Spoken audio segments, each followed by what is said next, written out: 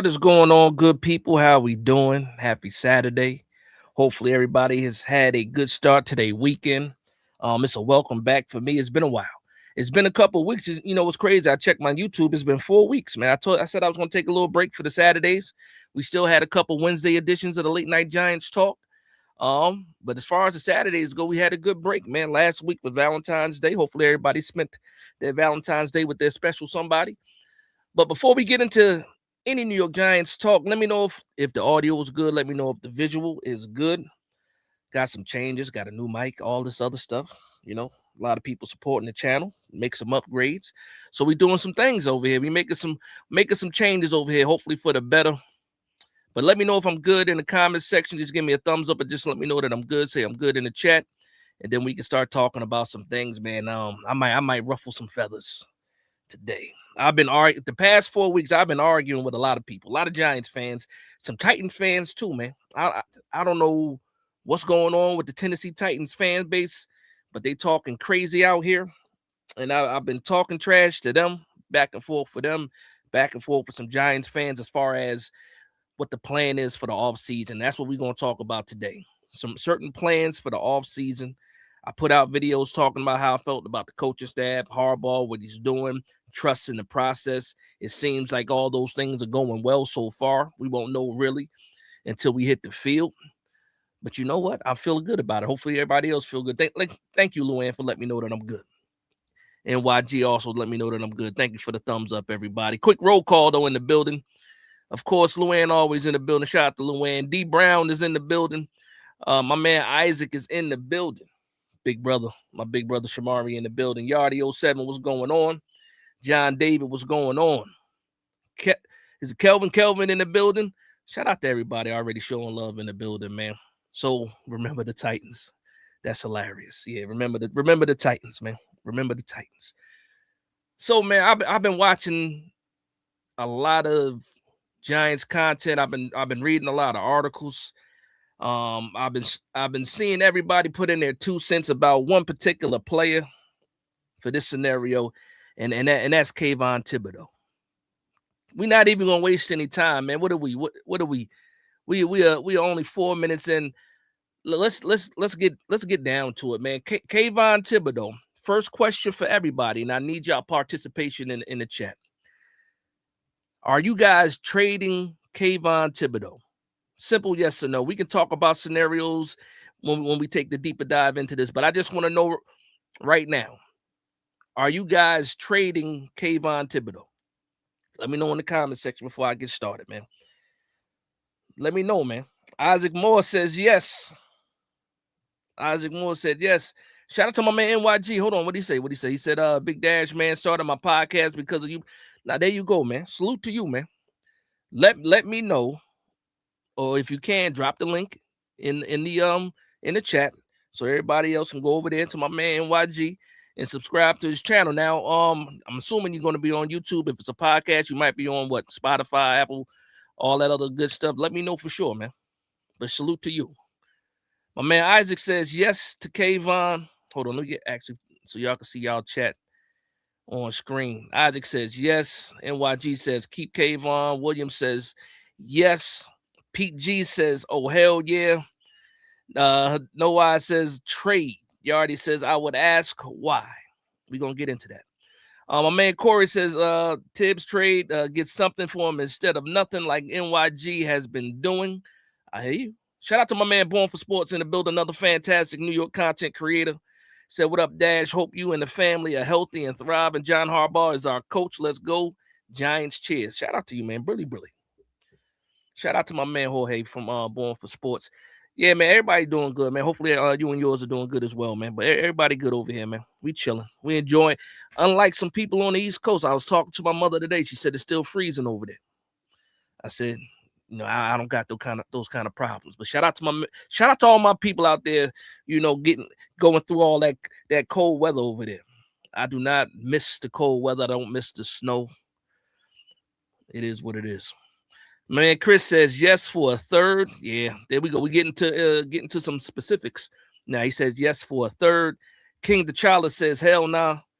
Luann says I want to start my podcast also on all sports. Don't have time right now. Listen, I'm telling you this. Don't let the excuses stop you. You got to get started. I felt like I didn't have time either.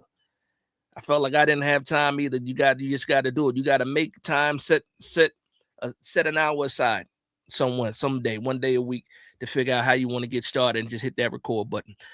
Corey says, yes, trade. Now I see. My fault. Now I see. There you go. Luann says, trade Kayvon so Carter can shine.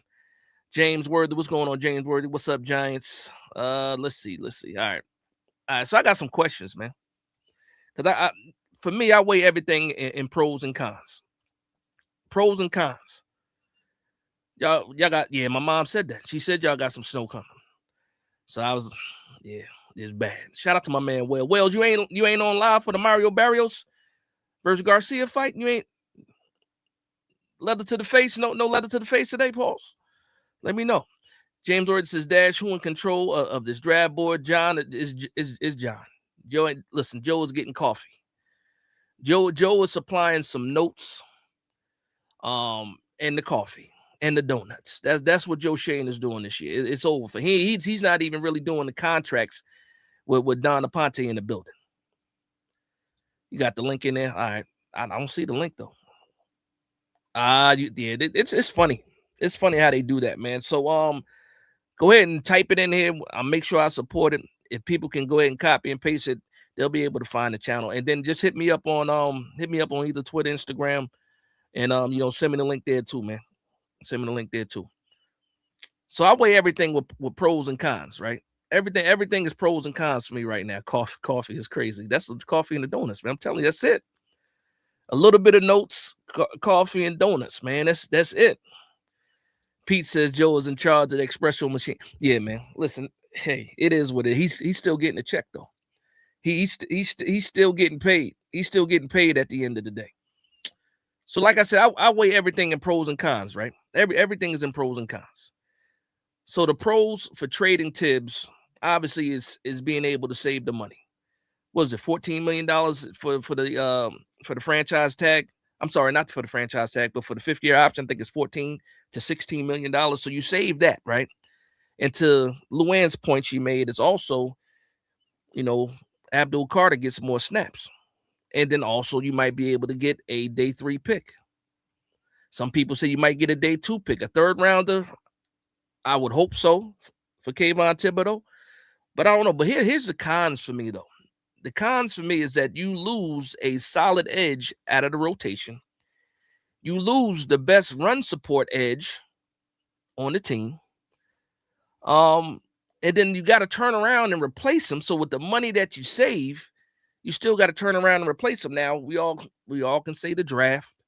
I don't know how high an edge rusher, is on the list of priorities for the Giants, but that's the things that I think about, man. And I understand, trust me, I'm a cap guy, I'm a money guy. I'm always looking at the money. I'm always looking at the money. And yes, you get the cap savings. But what if I were to tell you that you can create a lot of cap space without even touching the Kayvon Thibodeaux contract at all? Let him play out his 5th year. If you get to the trade deadline and you have some offers for him, you can trade him then. Also, what if you try to restructure him now and try to save some money? My main point is this. When and I've seen, again, I told you guys, I've been arguing with a lot of Giants fans. Because right now everybody's panicking over money. Me too, right? I'm panicking over money too. New York Giants got what? I saw last week we had $7 million. I saw something today that we got $5.1 million. So we really don't know for sure how much money we're going to have. All I know is that the New York Giants are broke right now when it comes to the cap. So everybody's panicking, trying to make room. And I understand creating room for for the cap because we have to. We have to because we need to make some moves. But Kayvon Thibodeaux is not one of those contracts that we're forced to touch in order to make some cap space. And I'll go through that a little bit later when I have a subject talking about creating cap space. But let me go ahead and get to the super chat. Shout out to my man Joe First in the building with the $9.99 super chat. He says, Big Darius. That's his nickname. He says, Barrios cannot beat Garcia. I also agree with that. Said no man, no man whose name is a rhyme with the last name. Oh yeah, no man whose name is a rhyme with his last name is going to do anything. And stop saying it was. It is what it is. My senses cooked. That's just me. I gotta say it is what it is, because in most cases, when you can't do anything about it, it is what it is. Shout out to Joe Ferris with another super chat, $4.99 super chat. Says, give me 3 R&B or rap songs from the 90s I needed to listen to right now. 3 rap or R&Bs. All right, if we're gonna go R&B, I'll take it all the way back to Jodeci. Forever My Lady. We're gonna do that. If it's rap, I'm going to Jay-Z. You know, my favorite Jay-Z song is Can I Live? You're gonna do that. And I also do Dead Presidents. We can do it like that. I mean, it's a million rap songs. You can go to Drew Hill, to Jodeci, the Boys to Men. You can go to Usher in the 90s. All these people in the you already know what it is. We got to stop changing the subject though. Keith Sweat is another one. Absolutely. He said Pain, Tupac. Yeah, that's a good one too. So Much Pain. Yeah. But getting back and Born for Sports, I see you picking at my notes, man. I got a whole Linderbaum segment that I'm going to talk about Linderbaum, because again, a lot of people are jumping out the window. They want to save all this money and turn around and spend all this money, and hopefully we're not in the same place that we are. We got to build this team the right way, man, and hopefully we can depend on better drafting to help keep us under the cap instead of trying to, keep on touching contracts, kicking money down the road, and then having to ultimately pay for it at the end of the day. Danny Boy, what's going on, Danny Boy? He says, Mr. Dadge, good evening, sir, in the chat. Shout out to you, man. Shout out to you. Justin says, Raekwon only built for Cuban links. That's a fact. Any song from that album is a classic. That's a fact. He said, boo. Keith Sweat, nobody. A couple of, you can go Johnny Gill if you want to. If you're going down that road, you go Johnny Gill, Keith Sweat. You can go Joe. What's his name? Was it Donnell Jones? That album was a banger back in the day. Sheesh. See, you messing around, Joe. I'm trying to talk Giants. I've been gone for 4 weeks. I'm trying to keep it with the Giants. So now I'm gonna ask you guys a question. Now, would you, if it wasn't just about the money with Kayvon Thibodeaux, if we were to do an extension and the money was less, the cap hit was less, would you guys entertain that? Or do you just want Kayvon off the team for the draft pick? Because for me, when I look at the New York Giants, it would only have to be it would have to be a 3rd rounder in order for me to move on from Kayvon. That's what we're missing right now. And this 3rd round of the draft has a bunch of prospects in it that are going to be in that range. So for me, I'm like, yeah, we got to. If we're trading Tibbs, we got to get at least a 3rd rounder for me to move on from him, because it doesn't make sense to me to trade Tibbs to turn around and try to replace him with somebody like who you going to replace him with? That's not going to cost you a lot of money. You're not. Let's see. You guys are going crazy in the chat. LL Cool J backseat. Good Lord. Chris, what's going on, Chris? Man, he says, damn, I met Kayvon back in November. Such a cool guy. It would be sad to see him leave. Listen, for me, oh boy, Lorenzo Pipe says Kayvon can't stay health dash. That's why I say you do it with the pay cut. Like when he was playing, I don't know, when they were shutting people down. I don't know how injured he was. They were shutting a lot of people down. Chris says Golston replaces KT. I don't think he gives you the same type of value. Also, Golston, we paid him a lot of money, so I see why you want to say that. To me, he's more of a 3 technique, hand in the dirt type of edge than what Kayvon brings you as a stand-up edge. But Golston is a guy, but we got Golston for what? He signed a 2-year deal, so he'll be gone. We got to find a replacement for him. So I'm not sure, man. But I see a lot of people there so quick to trade Kayvon, but not thinking about who they're gonna replace him with. Right now, if you look at the edge depth, to your point, it's Burns, it's Carter, and it's Golston. After that, it's a UDFA and Trace Ford.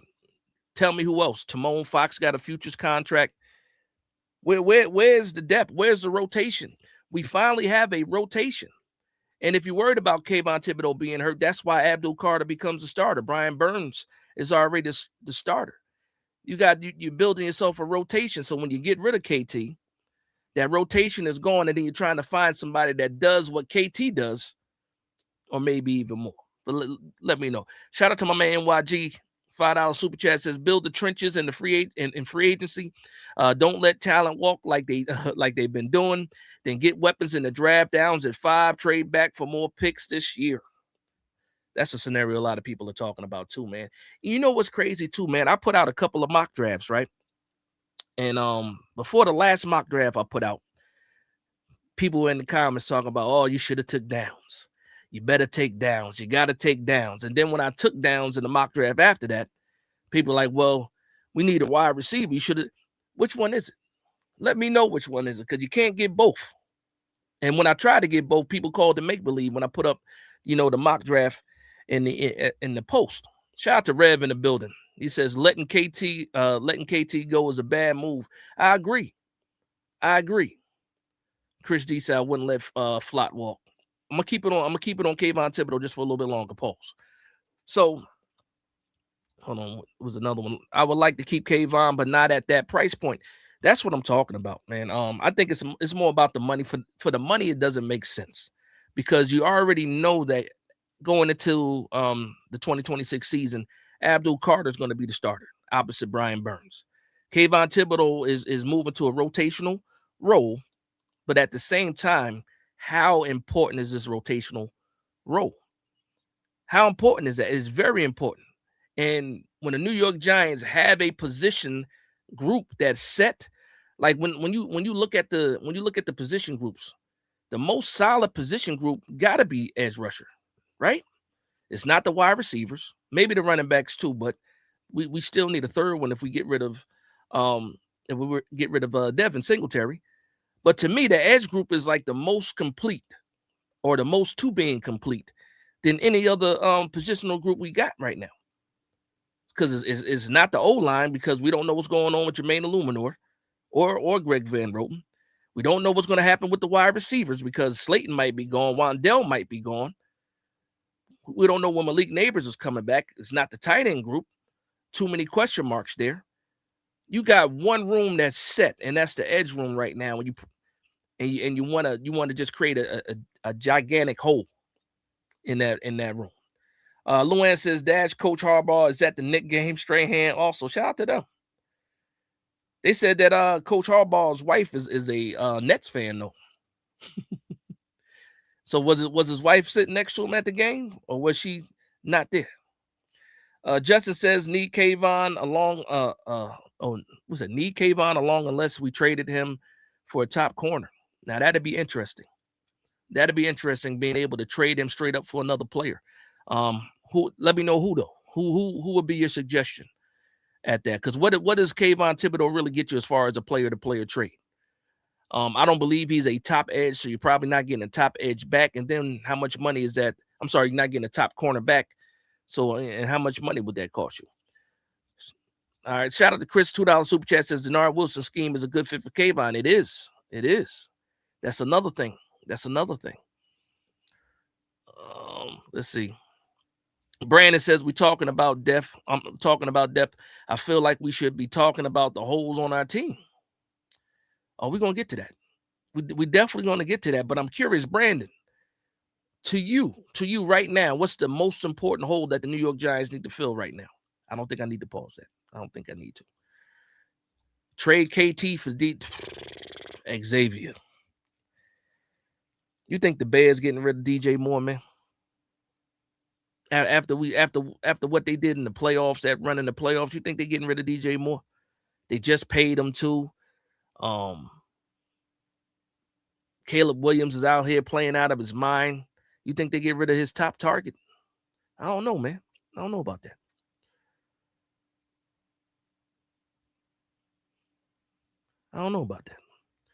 Wide receiver, O-line is what you're saying. Linebacker, Clinton Jones says linebacker. That's the biggest hole right now.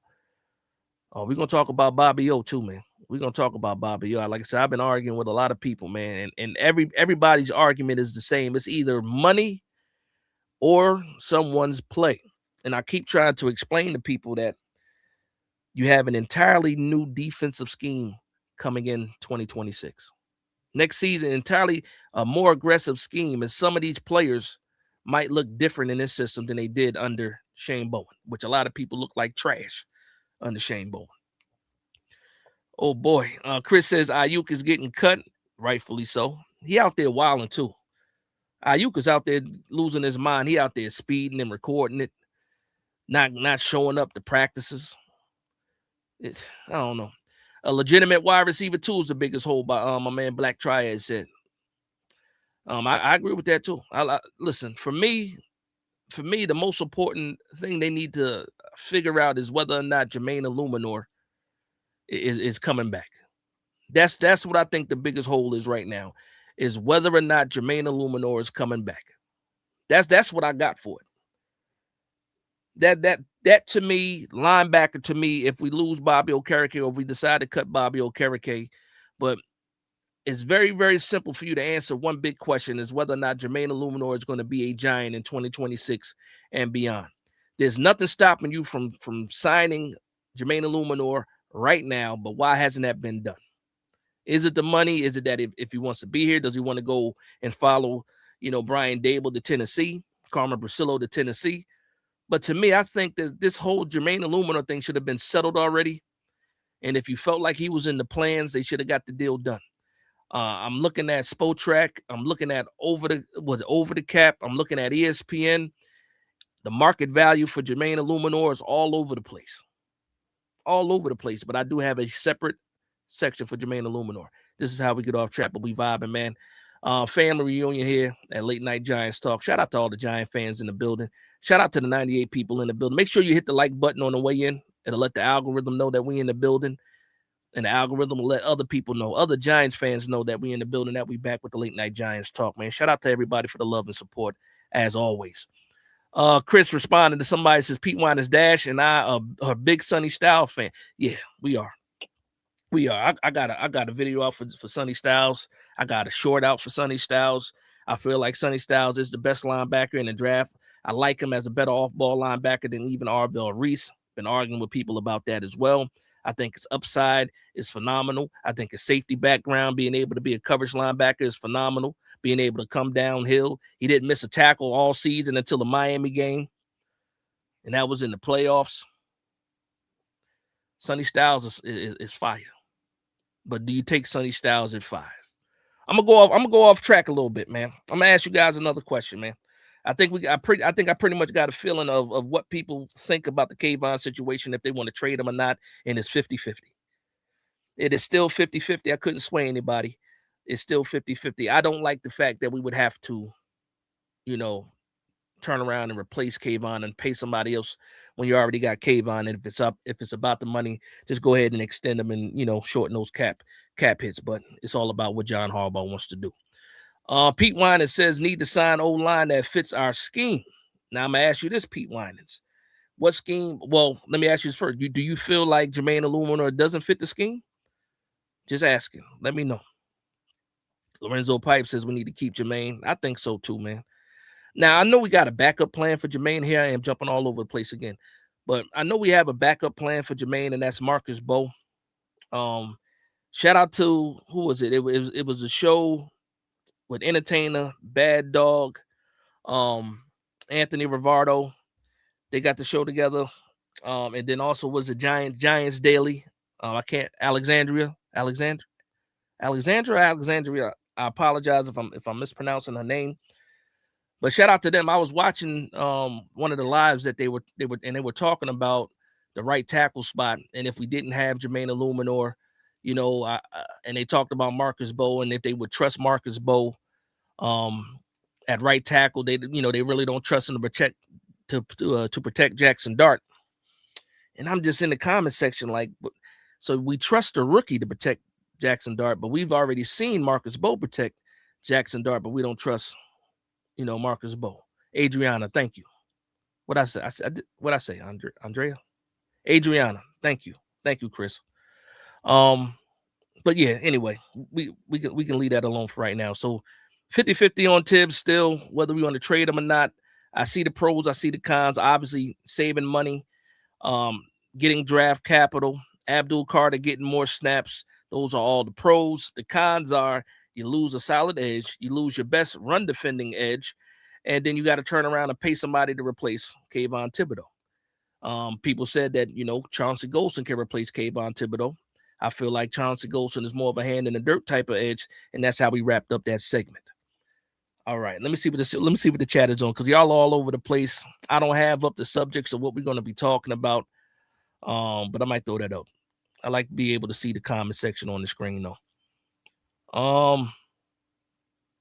Pete Weiner says, I think they might prioritize Linderbaum with a big contract. I think center might be more important for rushing between the tackles. All right. Pete Winans, I think you've been stealing my notes. Next subject is, in fact, Tyler Linderbaum.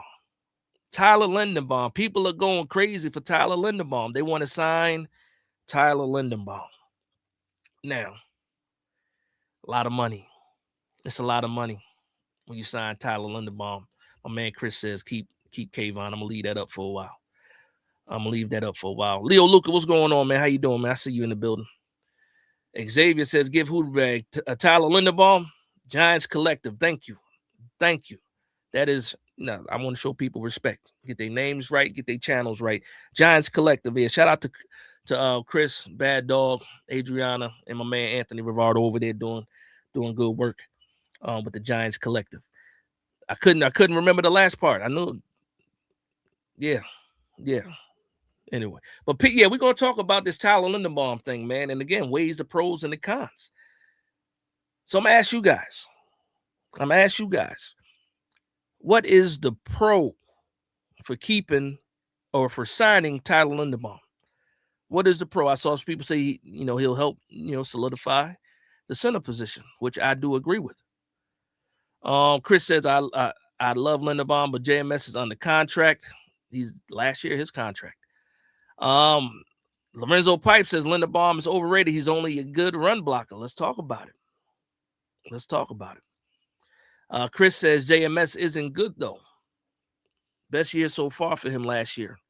I got some things to say about that, too, though. He fits the scheme. True. Linderbaum may be a fraud. That's a fact. Listen, man. I was surprised to see some of the grades for Linderbaum, because I remember Linderbaum coming out, and a lot of centers don't get drafted in the first round, and he got drafted in the first round. His first year was fantastic. He came out the gates running, and then he became solid. I think Linderbaum is solid. He's a solid player. I think he's solid. Now, do you pay possibly $20 million for solid? Or do you pay $20 million for possibly the best center in the league? Do I think he's one of the better centers in the league? Yeah, I think he's one of the better centers in the league. But I was surprised to see, just some stats they have for JMS in comparing JMS this season to Linderbaum, because trust me, Linderbaum is a better center than JMS. I believe that 100%. I believe that 100%. But I don't think Linderbaum is as good as people think he is. Now, if you can look at the grades, you can go down and look at each game. He is very, very solid. He is an upgrade from JMS. But do you pay that man $20 million a year? Now, you can afford it now because, your quarterback is on a rookie contract. Malik Neighbors is on a rookie contract. So if it's going to be the time where you can spend money in different positional groups, it will be while, your franchise quarterback is on his rookie contract. But for me, Linderbaum, that price tag is a lot. Now, here's my, I guess my alternate to the whole Tyler Linderbaum thing. So obviously, we know JMS had his best season so far, but that still wasn't anything to write home about. But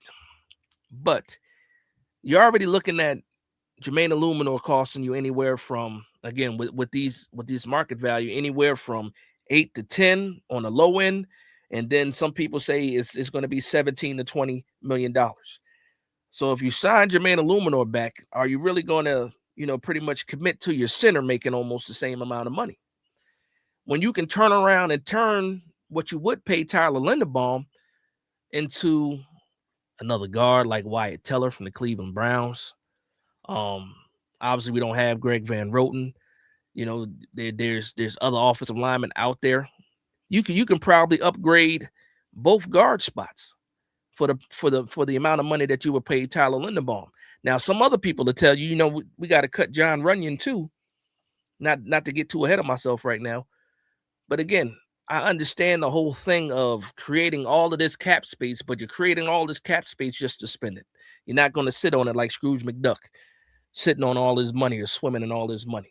So we got to be smart with these moves. But Tyler Linderbaum. So I just want to do a quick poll, not a real official poll, but just a yes or no. Let's just throw the number out there at $20 million. If you know that Tyler Linderbaum is going to cost you $20 million, are you signing him? 3-year deal, $60 million, 20, however you want to do it. Yes or no, Tyler Linderbaum at $20 million. Let me know in the comment section. Shout out to my man Mark in the building, saying hello to everybody. Is it 18? It's 18 for Tyler Linderbaum. That's not what I saw. Unless you talk about somebody else for 18 million. But I'm seeing 20 million. No 16, 18, 16. The price keep going down, right? Now the cap hit might be different. Side guy Bry says no at 20 million. Chris says no. My man Mark says not signing Linderbaum. Kelvin Davis says no. We got Brat says yes. Brat said F the money. He want to solidify the line. He said F the money. It ain't our money anyway, right, Brats? It ain't our money. We got to be smart about it though. Not signing Linderbaum, period. You read what I read. You looked at what I looked at, Mark. He's a little bit overrated. He's a big name, big free agent signing. I think he might be a little bit overrated. Just a tad bit. Just a tad bit. Big bro says hell no. He said right on, Dad. Brats, man, he said F the money. He's 25 years old. He is young. Lorenzo Pipe says no, not at 20 million. JMS is a free agent next year. We got to stop trading people too fast. Oh, man. So, speaking, I'm glad you brought that out about free agency, right? So, obviously, the New York Giants got a couple picks this year. We don't have a third-round pick. We got a couple of 6. We got a 1, 2, a 4, a 5, and 3 6-round picks. And when you look at this roster, when you really look at this roster, outside of trying to create all this cap space, when you look at this roster, you have Andrew Thomas. You got John Runyon. People are talking about getting rid of John Runyon. Saves you $9 million. I understand it saves you $9 million, but you got to turn around and replace that guy for how much money we don't know. You got JMS. And then on the right side, you have none of the starters that were here last year. Right now. And then you got Marcus Bowe. You got James Hudson, who everybody probably wants to get rid of. You have a bunch of people on futures contracts like Jake Kubas. And you got a whole bunch of free agents. You got Austin Schlottman, who's a free agent. Aaron Stinney's a free agent. Greg Van Roten's a free agent.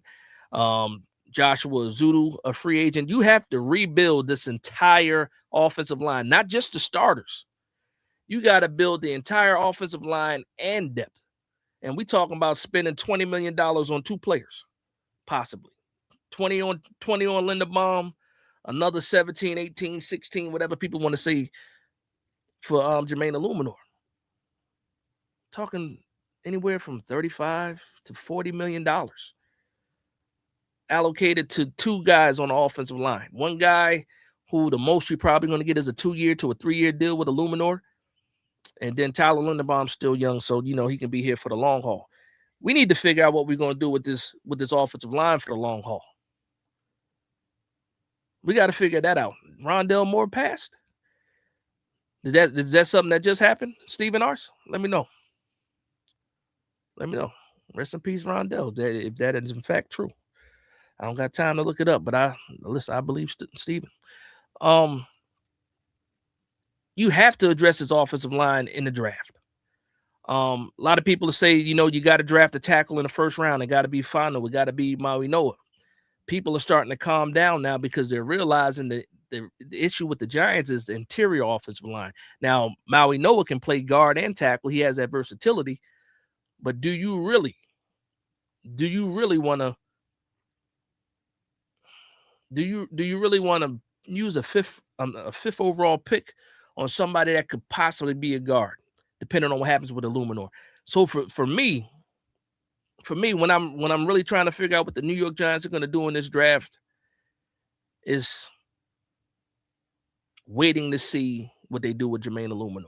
That will answer so many more questions. That'll make things a lot clearer once I find out whether or not Jermaine Eluemunor is coming back. It makes things 10 times easier.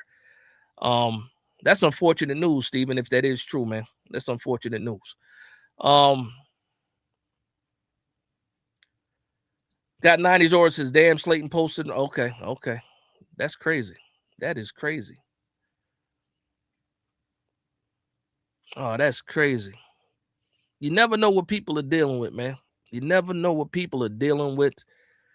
We just see the, from the outside looking in, we just see people making a lot of money playing the sport that they grew up playing, loving, and all that other stuff. You never know what type of trauma people are dealing with. I don't know the situation.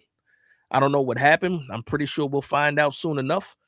How things unfold. But man, rest in peace to Rondell Moore, man. That is awful news. Awful news. Where we at? Yeah, like I said, all this that is awful, man. All right. Yeah, rest in peace to Rondell Moore. My man Mark Thompson says, we need to fix the right side of the O-line. We mainly need guards. That's a fact. That's a fact. When you think about Runyon, and you think about, actually, let me start over. A lot of people will say that the New York Giants offensive line looked the best that it looked in a decade. And you can say, yes, it's true. They did. The grades are there. Not the individual grades, the overall grades for the entire offensive line as a unit. The unit was better. When you look at the individual grades, it tells you a different type of story. But with that being said, the offensive line had a better performance. I got to give I'll give credit to Carmen Brasillo and the guys on the offensive line for sure. But also, I want to give credit to the quarterback play. More decisive, quicker getting the ball out. In some cases, more athletic, being able to extend plays. We've seen that with Jackson Dart. Being able to have a little bit of a run game helps as well. A quarterback that is a dual threat helps out the offensive line. So when I look at this offensive line and possibly how the blocking scheme might change depending on what Matt Nagy wants to do, can you start from scratch? Can you lose an Eluemunor, lose Greg Van Roten, and then rebuild that right side of the offensive line and still have the same level of success last year and even better? I think it is possible, but until we figure out exactly who's going to be a free agent on for the offensive line, you got cap casualties that'll be coming up soon too. New league year, I believe, is March 11th. That's in a couple of weeks. That's when the drama really begins. But if we can survive that time, we should be good. We should be good. Let's see. It's hard. Pete Weiner says it's hard to trust a rookie O-line too. I felt that way about Marcus Bowe till I saw him play, and he played pretty well. He did a pretty good job filling in as a rookie, and also, what was he? A fifth round rookie, and he looked that good. Harbaugh wants Caleb Downs. Do we know that for sure? A lot of people are saying that. Because of the safety history that Harbaugh has. But I keep looking at, and it's funny too because things change. A couple months ago it was all wide receiver at 5. a couple weeks ago, I can see us, possibly taking a wide receiver a little bit later and taking Caleb Downs, or maybe, a defensive tackle like Bain if he falls, or possibly a cornerback like some of these analysts are mocking. But now I'm kind of going back to wide receiver. I'm kind of going back to wide receiver because I know for a fact that at 5, at least 2 of those guys are going to be there.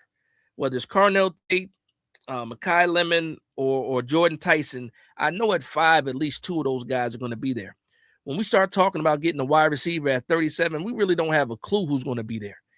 And then after 37, we don't pick again until what? 105. And you tell me what wide receiver you can say is going to be there at 105. We really don't know. We can say, oh, there's always going to be options. There might be some options, but we don't know for sure who that person is going to be. Right now for the New York Giants, we know. We pretty much got an idea of who might be available there.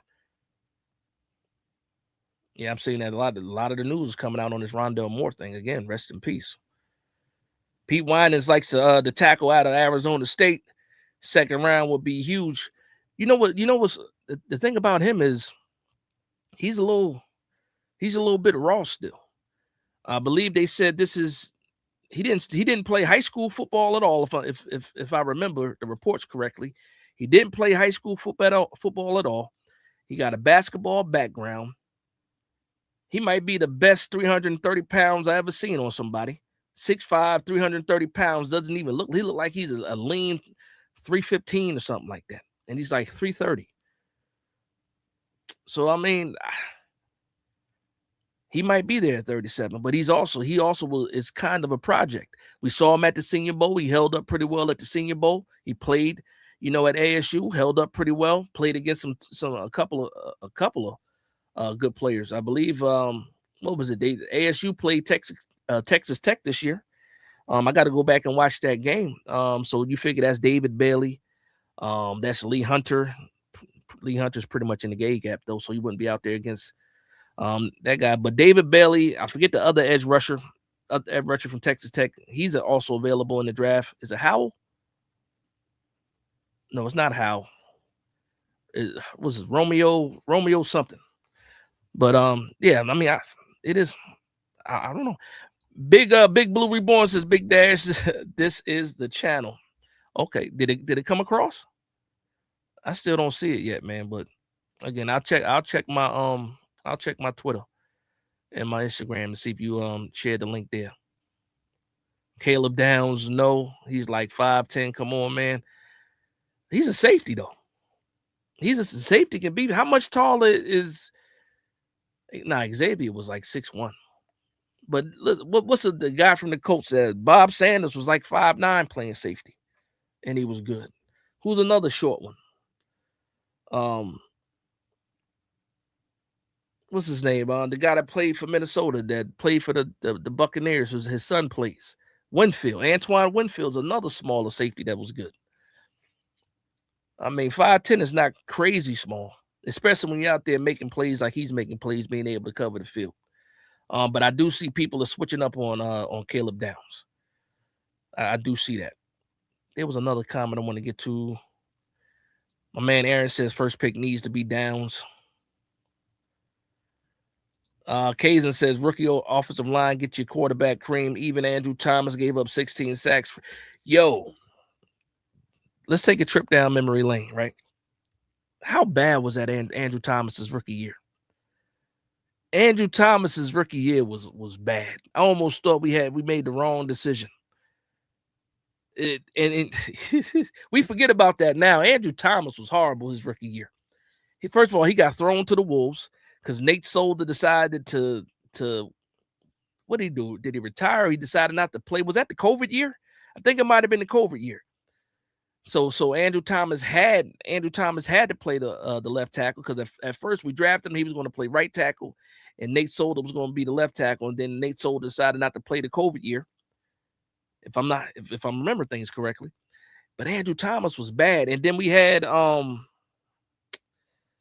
guy Bobby, the other right tackle that we drafted later on, Bobby something. He played for the Bengals last year. Or not the Bengals. Who did he play for? He played for somebody last year. But we had those two guys as tackles. Awful. Awful. Let me get caught up on the chat. I apologize if I go past your comment, but we're going to get right back to it. Wide receiver at 3. Who you talking about wide receiver at 3? Well, we got pick 5. We talking about wide receiver at 3. I'll take Fields. If he gets to 37, Fields will be there. Malachi Fields will be there at 37. There's a hype train going on for Malachi Fields. Look, we talking draft stuff. I needed to talk about Darius Slayton. Then I was going to get into the draft talk, but we already here. We might as well. The combine's Monday. We might as well get into it. Malachi Fields will definitely be an option at 37. I don't think he goes in the first round. Unless that man goes to the combine and he runs like a low 4.4, 4.3 40 to go along with the 6'4", 220 something pounds, 6'3", 6'3", 6'4". Unless he runs something like that, he will definitely be an option there at 37. I don't think he goes in the first round. I saw somebody said that there might be 6 wide receivers that go in the first round. That's bananas to me. That is bananas to me. That's a lot of movement, and I don't know if that happens. Obviously the big 3 go in the first round. Denzel Boston possibly goes. Casey Concepcion. I'm seeing the guy with the kid from Georgia is moving up the ranks right now. The Tennessee kid. It's a couple of them. You got Jeremy Bernard, and I think all those guys are going to be second rounders. I think you might see 4 wide receivers go in the first round. I just think it's Tate. I think it's Tate, Tyson, Lemon, and Denzel Boston. I think go in the first round. Anybody outside of that, maybe one more guy has a shot. Now that I say that, maybe 6 doesn't sound that far-fetched. Maybe. Again, shout out to everybody that's in the building. 116 people. Make sure you hit the like. It does more than people. Romello Height. Thank you very much. That's the kid opposite of David Bailey. Thank you. So we got some tape against him going against both of those guys this year. I actually was watching that earlier today, but I was watching, just going back to watch a little bit more Jordan Tyson. Dancing Bear, great feet. Who you talking about? Dancing Bear with great feet. Who did I miss? Oh, you're talking about the kid from ASU. Yeah, that's the way they can describe him. He does have good feet. He's just raw, man. I don't know as much about the offensive line coach that we got in Brungren, but I know Carmen Brasillo. I would love for Carmen Brasillo to be able to get a chance to teach this kid. But I'm hoping that Blumgren is a capable offensive line coach as well. Mark Thompson says, right now I'm for Styles or Downs at pick 5. Depends on what they do in free agency. All right, man. You know what? All right. Yeah, we listen. Bobby Hart. Thank you, Bobby Hart. And I was surprised that he played. Yeah, he played for some teams. Shout out to my man James in the building. What's going on, James? What's going on, James? We're jumping around again. And I do see the comment on about Jennings Dunker. That's true. I could see Buffalo taking Fields. Somebody else said Fields is like a perfect match for Buffalo. Who was I watching today? It might have been Steve Smith. It might have been Steve Smith, Agent 89's because he did his top 10 receivers. And I think four of my picks matched Stevens. And then I think out of his 10, 6 of my top 10 were on his top 10 list. He had Malachi Fields at like 7, which, I don't know, man. That's a huge jump. But I'm gonna say this. Quick question again. Pick 5, because I'm seeing a lot of people throw out some positions at pick 5. If the New York Giants are not trading back, I don't want to know a name. I don't want to know. No, I just need to know a position. So whether it's wide receiver, safety, offensive line, defensive line, if you're stuck at pick 5, you personally, you individually, what position are you taking? Is it going to be a safety, offensive line, defensive line, wide receiver? I just want to know real quick. Let's see if we can get that participation going real quick. Big Blue Reborn says safety. Patrick Grove says, I trust Coach Harbaugh decides why. Aaron says wide receiver. Brandon, wide receiver. Big Blue Doja says safety. Marcus Styles for me. Hall of Fame position, I wish whoever we take is a Hall of Famer, future Hall of Famer. Offensive tackle, cornerback, or safety. You're cheating, Si. You're cheating. I said one position. Well, I'm forcing you to pick one position. Rom, you bugging. Kicker. Side note, I do think Ben Sauls has a really good chance of being the next kicker for the New York Giants. They will bring some competition for him, but I really do like Ben Sauls. Chris says wide receiver, safety. Steve says, does Mansour Delane validate drafting at I was talking to that's funny that you brought that up.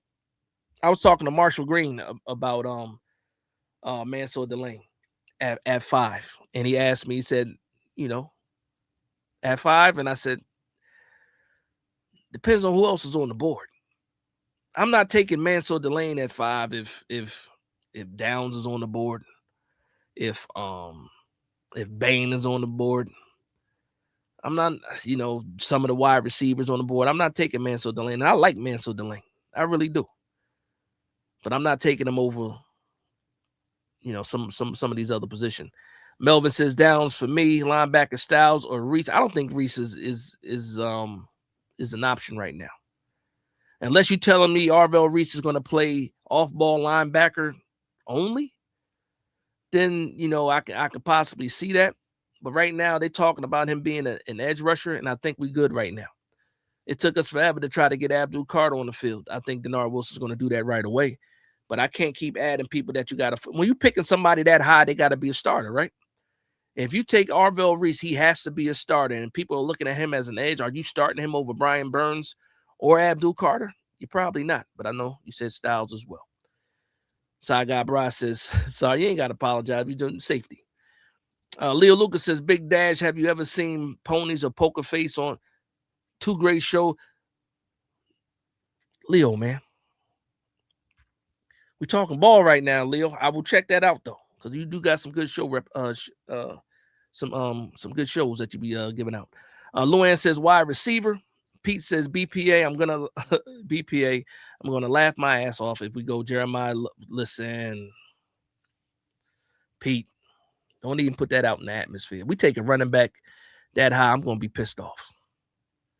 I'm gonna be very, very pissed off if we take a running back at 5. That might be the only thing that will piss me off. Is taking a running back, because I can live with taking Mansour Delane at 5. I can live with that. I can live with Maui Noah. I can live with Downs. I can live with Bain. I can live with all 3 of the wide receivers. I can live with all those, but we take a running back. Take a running back. Come on, man. You ain't got to worry about it, Leo Luca. You ain't worry about it. We good. Move Downs to linebacker. Y'all bugging now. I saw somebody say you can move Newman to linebacker. I don't know. I think with Denard Wilson, you're going to see a third safety on the field at times. So Downs fits this system. I mean, Downs fits every system, actually. He can do it all as far as safety goes. Some people are talking about his ball skills. People don't throw at him. It is what it is. I missed your response. What response? I missed 2151. What are you talking about? 2151.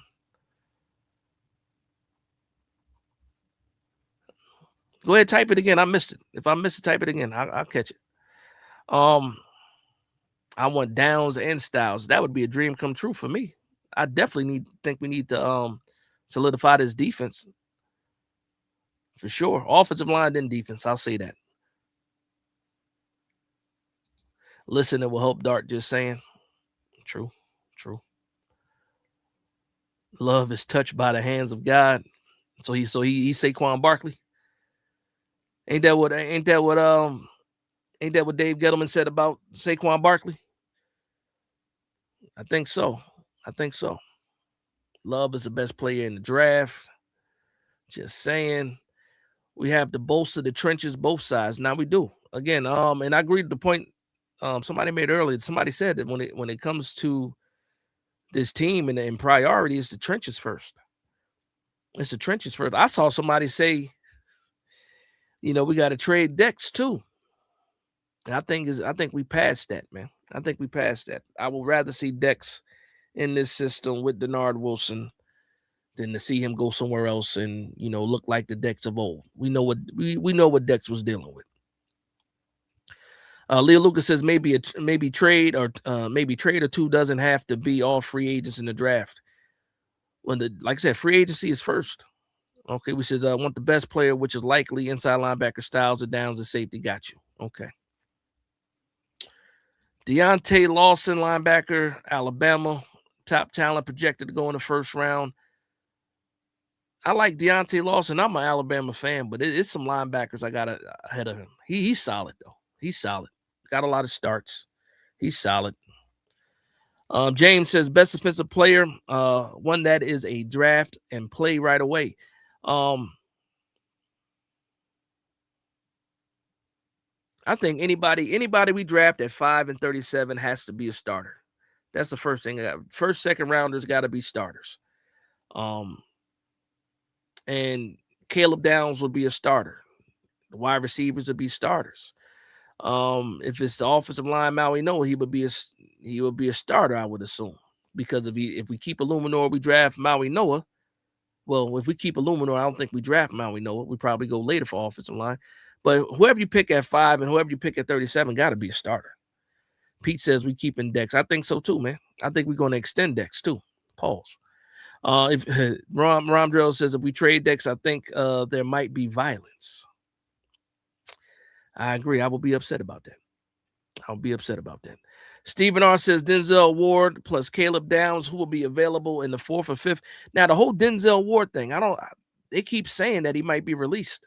If he's released and he makes it through waivers, I think, does he qualify? Does he have to go through waivers? Maybe he doesn't have to go through waivers. I think he has to go through waivers. That would be a good pickup. Denzel Ward is a good player. Browns need money. That's the only reason why they would get rid of him. Denzel Ward is yeah. Sign me up for Denzel Ward. I'd rather pay Denzel Ward than pay Tyler Linderbaum for sure. For sure.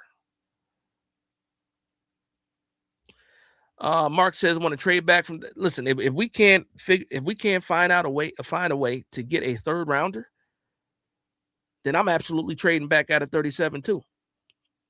I would love to be able to trade back out of 5, still end up in the top 10, maybe trade with Cincinnati or trade with the Chiefs and pick up an additional second rounder, or possibly a third rounder and more, possibly, depending on how far we got to, move back. And then you might not have to trade that 37 pick. But we definitely need additional pick. Big Blue Reborn says, I'll take Ward quick. I would too, man. That's money well spent.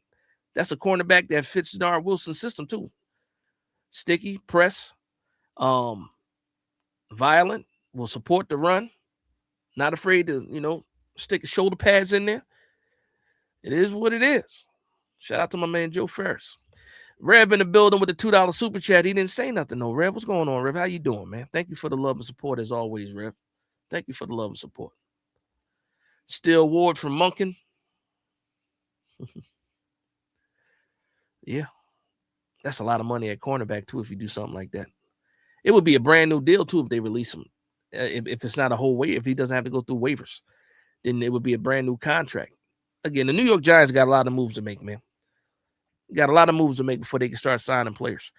Mark Thompson says, I want the top player, so I would stay at 5. Even if we create more draft capital, I would want to trade back at 37. Listen, I think it's valuable. Pick 5 is very valuable.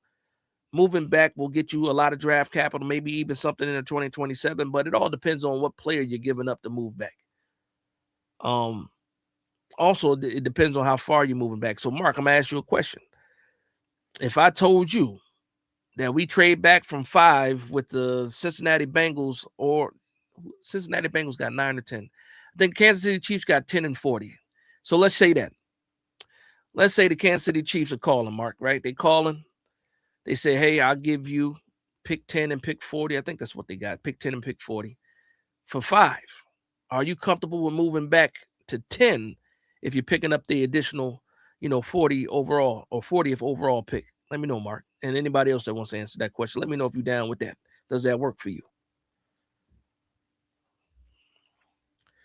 Big Blue Reborn says starts in the trenches. We must get this line together, especially after letting Brasillo go to Tennessee.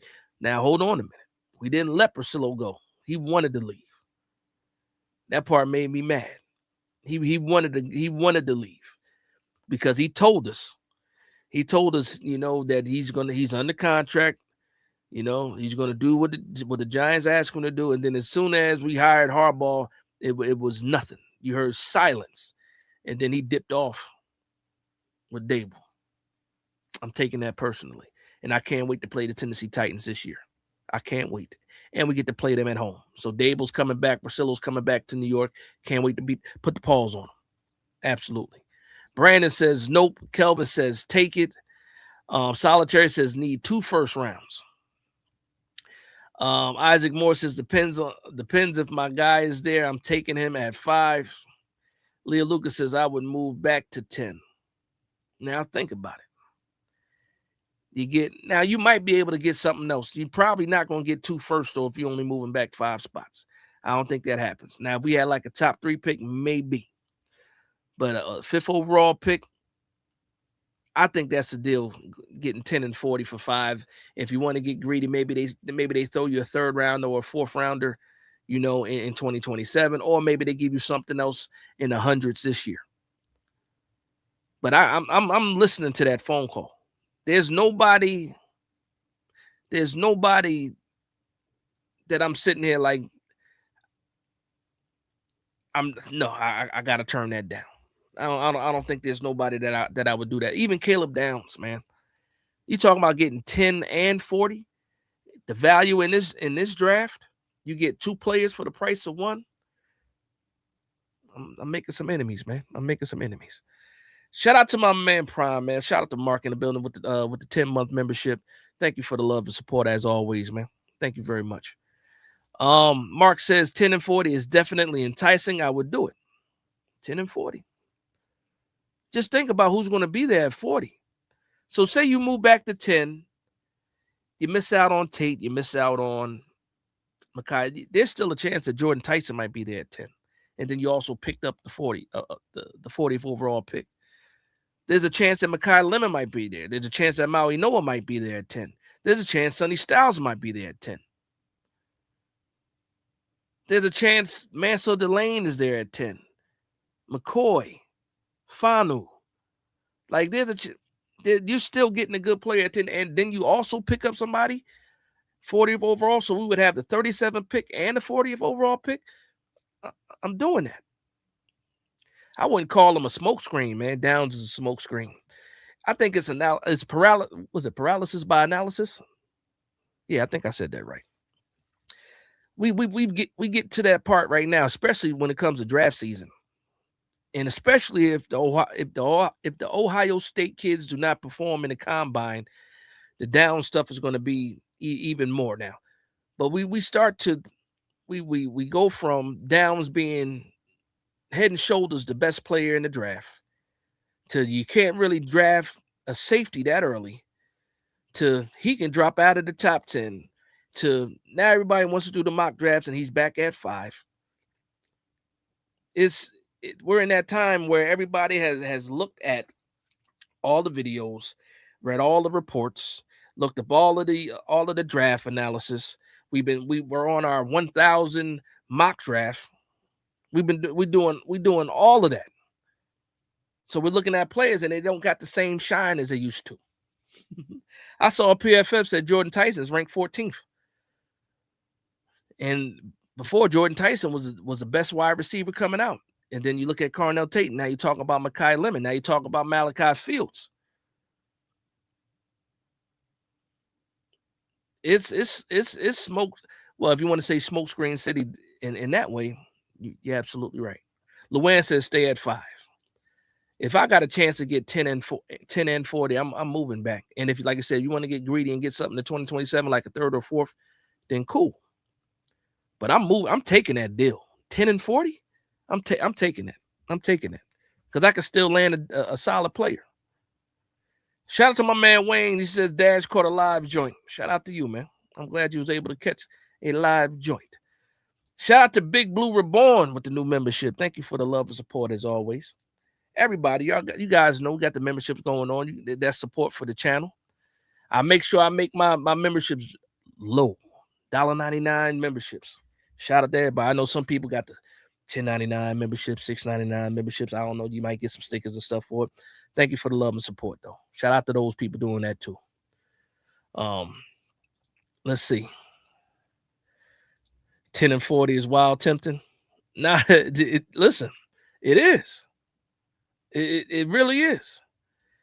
Shout out to Ramdre81 with the $10 super chat. Says, hot take, we should let Wan'Dale walk. With Lee coming back, his targets will drop. Plus, we probably go run heavy on offense. Are we going to pay 15 for a 600-yard? Forget 15. They talking about Wan'Dale Robinson being $17, $18 million. Some people say $20 million. And to your point, I agree with you. Once Leak comes back, Wan'Dale Robinson is not a 1,000-yard wide receiver. You know where I think Wan'Dale Robinson is going? I think there's two places Wan'Dale Robinson goes. I think he either goes to Tennessee because they got a boatload of money and they can spend $20 million on the slot, or he might go to the Patriots. That's why I think Wan'Dale Robinson does walk. It makes me mad a little bit, but I can't pay Wan'Dale Robinson $20 million. It's not my money though. I would love to see Wan'Dale Robinson back, but also I understand Wan'Dale Robinson deserves all the money that he can get. And if somebody want to pay that man $20 million, I am not going to fault him for taking that deal for $20 million. I'm just saying, for me, we just overpaid Darius Slayton. You going to turn around and overpay Wan'Dale Robinson $20 million? Wan'Dale Robinson? $20 million. Get your money, Wan'Dale. Get your money. I'm not mad at you. Get your money. He might go to the Titans and be fantastic over there. He might. Man.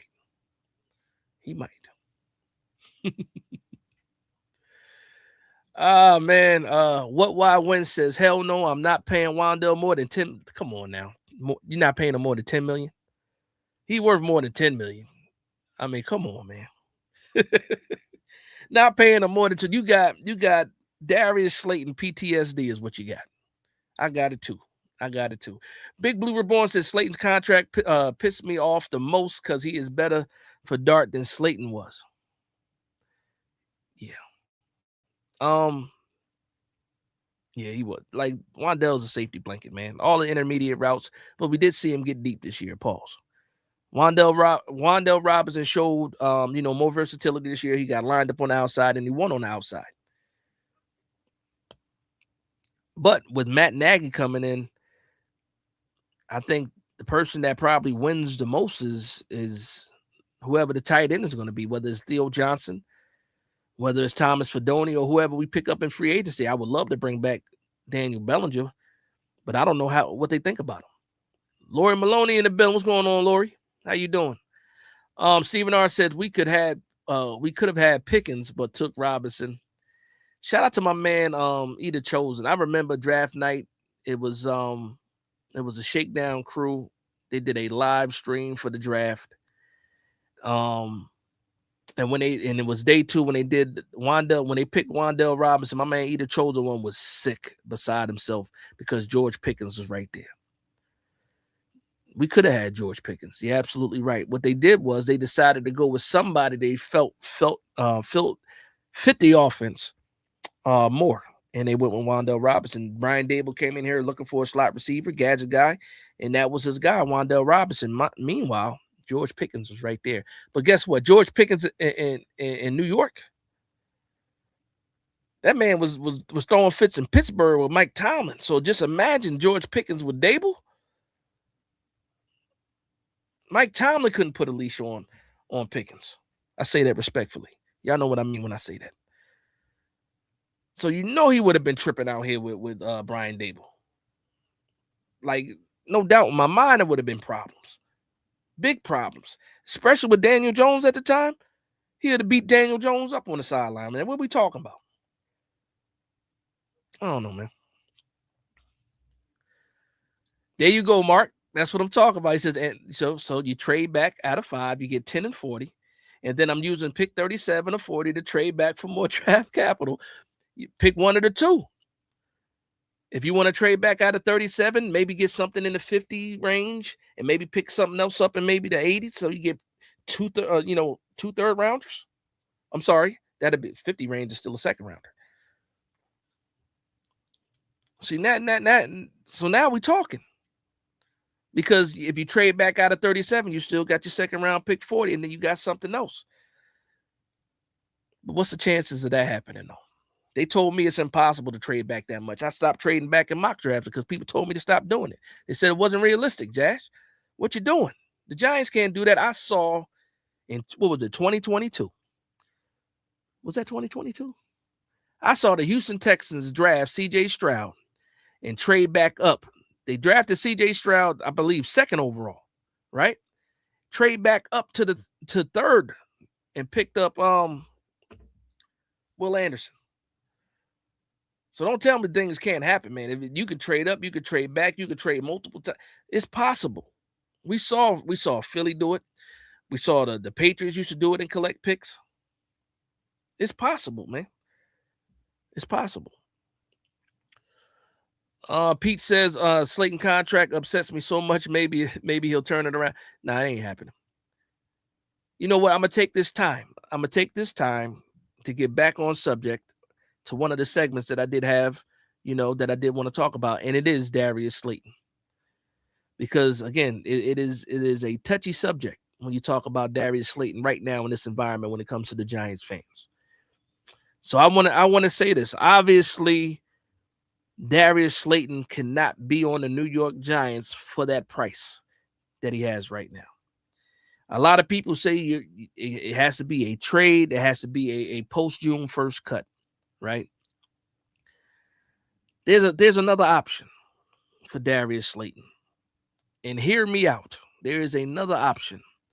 So let's talk about the wide receiver room right now. You got Malik Neighbors, ACL, not sure exactly when he's going to be able to come back. Hopefully it's at the beginning of the season. He might be right physically. Mentally, he might not be back yet. It takes some time, too, especially with younger players. First time dealing with a major injury like that. Hopefully, he bounces back and he's, the same Malik Neighbors. So you got Malik Neighbors on the shelf right now. You got Wan'Dale Robinson possibly not being a New York Giant in 2026. Right now, he's a free agent. He's a free agent. You got Darius Slayton, which everybody wants to get rid of. And then after that, you have Jalen Hyatt, which everybody wants to get rid of as well, but he really don't save you any money, but also he doesn't bring you any kind of value. So when you look at that wide receiver room, in that scenario, you pick a wide receiver in the first round, but you still need help. Here's my option when it comes to Darius Slayton.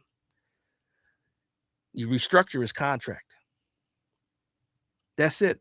If you don't like Darius Slayton playing at a $12 million cap hit, well, actually it's a $15 million cap hit, but the salary is about $12 million.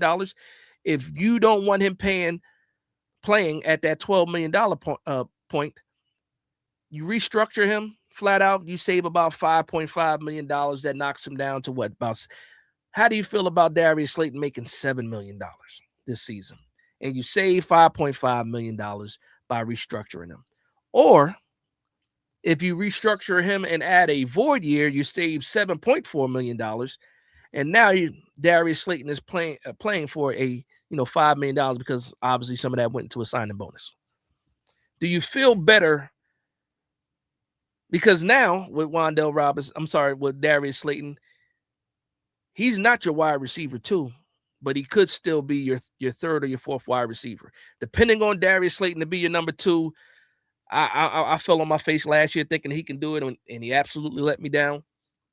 But I still feel comfortable enough with being able to save money to keep Darius Slayton on the roster. That way your wide receiver room is just not empty. Because we have so many other people, so many other positions that we got to worry about.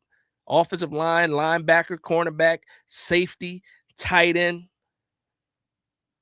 a third quarterback, another running back, most likely, depending on some of this stuff is going to be in free agency. Also, depth We need backup offensive linemen. Save the money. Save the money. But you also have Darius Slayton now in a natural spot of the third or fourth wide receiver, making about $5 million. Well, I should say with the cap hit of about $5 million. So how y'all feel about that? I'm curious. Pete says he'll take it. He also said, yeah, hopefully. When have you not seen Darius Slayton not want to accept any deals at the New York? You can slap Darius Slayton in the face and he'll take the deal. I say that respectfully. Try to make a point. The fourth wide receiver. I'm just saying. Because even if the New York Giants say we do what people want them to do, you get Wan'Dale Robinson, can't afford him, he's gone. You get rid of Jalen Hyde because he's not helping us at all. You trade away Darius Slayton. Now you got Malik Neighbors, hopefully Tate Tyson or Lemon, and then who's is it? Gunnar Olszewski? Is it Bo Collins? Knicks losing by 15. Damn. You know what? You're already drafting a wide receiver too. You already draft whether you get him at 5 or you get him at 37 or you're able to trade back and get him. You're already getting your wide receiver too, hopefully in the draft, if everything goes right. But you still need a third, fourth, fifth wide receiver, and we usually keep 6 wide receivers on the roster. I don't even know what the Ravens used to keep on their roster. I know the Chiefs with Matt Nagy, they go about 7 wide receivers deep. So we can't gut the whole wide receiver room, but we can, do what everybody wants to do, save some money, and you restructure Darius Slayton. You restructure him, save 5.5 with a restructure. If you add a void year, you save $7.4 million. And that's my option. That's what I would do for Darius Slayton instead of being a post-June first cut where you're saving some money, but you still got to pay for the money on the back end. You still got to, pay for all that dead cap. And then if you trade him, he's gone completely. Yes, you saved the money, but then you got to turn around and find some more wide receivers. So that's where I'm at with that, man. And I know a lot of people don't like that. I understand it is what it is. And for me, I might change my mind next week. Solitary Camp says, man, cut that. Yeah. He said, cut Slayton. He ain't trying to hit. Solitary ain't trying to hit at all. He wants Slayton gone. Now, if Slayton's gone, and we're looking at the wide receiver market in free agency. So obviously we draft a wide receiver in free agency. If you're not paying Wan'Dale Robinson $20 million, you're not going to pay Alec Pierce $20 million. So now we're bargain shopping for wide receivers. I got some options for you guys. I don't know if you guys will like it. Tyquan Thornton is an option as a free agent wide receiver. Not the sexiest name out there, but it seems right because we're talking about money and making sense. Calvin Austin from the Steelers is another one. What's going on, Darnell? Calvin Austin is another one. What's the fast guy from Dallas? I'm drawing a blank right now. He's the returner. What's his name? Anyway, it doesn't even matter. Possibly Romeo Doubs might be a little bit cheaper than Wan'Dale Robinson, and that's crazy. You still got to pay money. Danny Boy brought up Dobbs. Yep. Him and his, what do you call his Guardian helmet. Turpin, that's his name. Turpin. Yeah, Turpin's another one. I think Turpin was the one. Is Turpin or the other one that's available this year? Pierce costs too much money, Chris. Pierce costs too much money.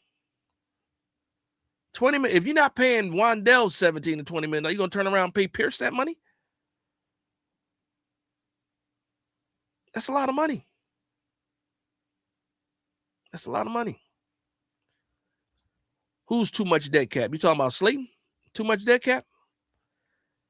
If you do a post-June first cut, you're splitting that dead cap over 2 years. It saves you get a little bit of relief. You still got to pay it in 2027. Mike Evans. What Mike Evans got left in the tank? I'm asking for real. I mean, I know he got hurt this year. This is the first time he didn't hit 1,000 yards. But how much more do you think he got in the tank? I think he's a lifelong Buccaneer, though. I think he returns to the Buccaneers. I think they figure out, a deal with him. Because imagine being there. What he got there the same year as Odell got to New York, and he been there the entire time. What's that? 2014. That's 12. He been there 12 years, 13 years, 13 seasons. This will be his 13th season, something like that. And you go from Tampa to New York, maybe. But how much more you got left in the tank, man? At some point in time, we got to get younger too, man. It's younger options, man. Because Mike Evans would be a rental. Mike Evans is more of those. Mike Evans would be more if you need, and that's another thing too. So I'm jumping all over the place. I'm gonna come back to this. Actually, might as well just finish. Mike Evans, when you look at the New York Giants wide receiver room, and you get rid of Darius Slayton, and Darius Slayton is not like a leader, possibly. I don't know when it comes to the wide receivers. But where's your veteran at in this scenario? Who's your veteran wide receiver? Who's there to help guide this wide receiver room outside of like the coaches? I think that's one of the problems we had now. With Darius Slayton is he been here the longest, but is he really leading the wide receiver room? He can't lead Malik Neighbors. Wan'Dale Robinson is not leading Malik Neighbors. Like that's something that we're missing. Who's there? You got to hope Jameis Winston leads the wide receiver room. No, they need somebody here too, man. It's the way they built this roster up. They got to figure this out. You still need savvy veterans now. As much as we hate Darius Slayton because he got the drops, which he does, you got to get open to have that many drops. And it's despite all the drops, Darius Slayton be getting open. I can't stand Darius Slayton, man. Darius Slayton pisses me off, man. You get open, the ball gets to you, and you drop it. You don't complete the. Darius Slayton probably would have had another 300 yards and at least 3 more touchdowns this year if he just held on to the ball. If he just held on to the ball, he probably would have another 300 yards and 3 touchdowns on the season. And guess what? Everybody shuts up when it comes to Darius Slayton. But no, he got to drop the damn ball. And now we sitting here in a situation that we're in right now. Shahid's not bad. I like that name. But he does exactly what Wan'Dale Robinson does, but maybe a little bit more because he helps you in the return game. Yeah. Mark says, I don't want Pierce, not a good route runner. I'm drafting him. To me, Pierce is a 50-50 guy. He's fast, too. He's a deep threat, red zone threat, tall. But to your point, route running, not his forte. But sometimes he does have a skill set that's good. Throw the ball, he's going to go get it. Says very good ones in the draft. They come out prepared these days. They do. There's a lot of solid wide receivers. You talk about Skylar Bell out of UConn. He will route you up. And a lot of people got certain comparisons with Skylar Bell. I'm going to throw a name out there. Route running, toughness, smaller school, something to prove, chip on his shoulder. I don't know what he is personally. Skylar Bell possibly got a little bit of Antonio Brown in him. Possibly. And possibly a little bit taller than Antonio Brown. Antonio Brown might have been, 5'10", 5'11"? I think Skylar Bell's 6 foot. But you watch him run routes. It's crazy. OBJ. When you talk about OBJ in that scenario of coming to the Giants as someone that can lead the room, I can get down with that. I just know that I'm not depending on OBJ to look like OBJ of the last 3-4 years. Never mind the last 10 years or 10 years ago. Got to be realistic with your expectations if you bring OBJ in there. But I do think OBJ is someone that Malik Neighbors will possibly follow. Do I think OBJ has matured a lot since he's been here? Absolutely. Yeah. Old and brittle. Talk about OBJ, old and brittle. Turpin. Yeah. Caden says, stop the run, Dart can get the ball to anybody as long as they don't drop it. That's a fact. We watched Gunnar Olszewski go for 100 yards Was that the Dallas game? Was that the Dallas game? Wan'Dale Robinson didn't play. Didn't even matter. You're absolutely right. Dart gonna get somebody the ball. If you out, he did it with Little Jordan and Humphrey. He did it with Bellinger and Theo and everybody else that was on the roster this year. You saw it with Wan'Dale with all those targets. Gunnar Olszewski got over 100 yards in the game. Man, listen, Dart gonna get somebody the ball for sure. Isaac says, why do we always double down on mistakes? Slayton is a mistake. Move on. I understand. I'm not saying that he's not a mistake.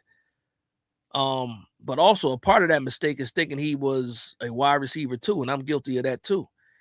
But if I'm looking at Darius Slayton in the eyes of a wide receiver 4, he can be a wide receiver 4. Now, when it comes to the money, that's where you got to get creative. But again, doubling down on the mistake with Slayton, and I believe you doubling down on Wan'Dale. Are you calling Wan'Dale a possible mistake too? If we double down on him, let me know for sure before I start talking about that.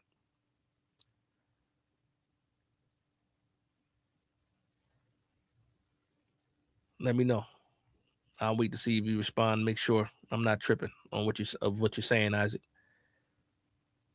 He said yes to Gunner. Pete says Antonio Williams from Clemson is a Wan'Dale replacement. There's a lot of Wan'Dale replacements, and I say this respectfully. Wan'Dale can easily be replaced. Respectfully, he can. Gangsta said Knicks is trash. What was that, 2 games in a row they lost now? There's 2 games, right? Because they just lost to what? Detroit a couple days ago. Wan'Dale at the right price. Okay, I got you. Wan'Dale at the right price. Don't overpay Wan'Dale. I got you now. Okay. So yeah. So I was wrong with what I was thinking about. Okay. Ty. Is it Ty? Oh, Tire. Is it Tire cut Kelvin? Okay. He says we have a wide receiver 1 that tore up his knee. We got to get 2 more good wide receivers at least. I believe it. 1 through the draft. If you want to get Grady, maybe 2, but I don't know how that works. You're gonna have to get a wide receiver in free agency. Like, I wouldn't mind getting Tyquan Thornton. He's a guy that can get open deep downfield and then hold on to the ball. I would love Calvin Austin because he's a guy that can absolutely replace what Wan'Dale Robinson does. But again, we'll see what happens. But that you're gonna see a free agent wide receiver. You're gonna see that happen. I really do believe that they end up restructuring Darius Slayton rather than cutting them, unless they can find a trade partner, which I don't know anybody that's going to trade for Darius Slayton at that price. Like, that's a pipe dream for a lot of us. We got to put the pipe down when it comes to that. So the only thing that makes sense is the post-June 1st cut, or either you restructure Darius Slayton's deal. That's the only thing I think you can do right now that's realistic, because I don't think anybody's taking that money on the trade. Solitary still talking about taking downs on O-line. My man Thunder in the building says this dude and many isn't happy. What are you talking about? You talking about the Knicks game?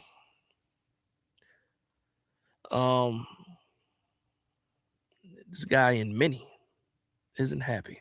Okay. Love down styles, and that's about it. I'm trading back, Thunder. I'm trading back. Unless you talking about Justin Jefferson? You talking about Justin Jefferson? You talking about Justin Jefferson? You talking about that's the guy in mini you talking about that isn't happy? Yeah, I wouldn't be happy either. Shout out to my man R0B in the building. What's going on, Rob? How you doing, man? You said negative, Thunder. Tahan says trade back to 10 or 40. Take Styles at 10. Emmanuel McNeil Warren at 37. Chris Bell at 40. You're not taking Chris Bell at 40, man. And it got nothing to do with his talent. You don't know when he tore his ACL up in November. You can't take him at 40. Malik tore his knee up in October, and they talking about he possibly might be ready by September. You can't take Bell at 40. Now, I don't know how far Bell goes. Somebody's going to take a chance, but he might not even be ready to October, November this season. You can't. Nah. It got nothing to do with his talent on the field. Chris Bell is very, very talented, but you can't pick him at 40 coming off of ACL. I mean, you can't pick him at 40 overall with coming off of ACL. No, even in the trade back scenario, not me. I can't do it. Stephen R says Jetta's neighbors. How much money is that? Well, you ain't paying Malik really yet, but I don't know. JJ McCarthy, the Vikings are slowly blowing up. I don't even know if it's slowly. Jordan Addison got to get his off the field stuff together, man. He got to get his stuff there. He might need a fresh start, possibly. Maybe he's acting out because he's not happy, but I don't know. I don't know about that. Keep him, good player. Injuries happen. Who you talking about? Who you talking about, Donna? Brian Thomas for Kayvon. Straight up, that's Jacksonville's not taking that deal. I would. What? I would make that trade. I would make that trade in a heartbeat. I don't think they take that deal. I don't think Jacksonville takes that deal. Even though Brian Thomas' numbers went down last year, he might not fit that offense right now. But yeah, Brian, I would trade Brian Thomas. I mean, I would trade Kayvon for Brian Thomas right now. Perfect number 2 for Malik. Perfect number 2. Romeo Dobbs, Jawan Jennings. When it comes to Jawan Jennings, I don't know how I feel about Jawan Jennings. Red hair. He does make plays, but I don't know. How much money? True, Mark, you're true. It's a lot of short passes. So are you really using Brian Thomas that much? No, you're right about that. Need a new punter? I do think we need a new punter, but that as far as the list of priorities, that is low on my list right now. Solidifying who the kicker is going to be, bringing somebody for competition with Ben Sauls is important. I think you can find the punter pretty easily, hopefully. I like Ben Sauls, man. LOL says he's a third down machine. His market is supposed to be a lot cheaper than Wandell. He does get first downs. He does. Juwan Jennings is reliable out there. If they needed a big catch and what's his name? And Kittles ain't out there, Juwan Jennings did step up in times of need. Juwan Jennings is what we thought Darius Slayton could have been. If Darius Slayton just held on to the ball, man, we wouldn't even be worried about this. It would get the wide receiver 2. You let Wandell walk. Darius Slayton is catching the ball, so everybody's happy. But no, he got to drop the damn ball, man. Got to drop the ball.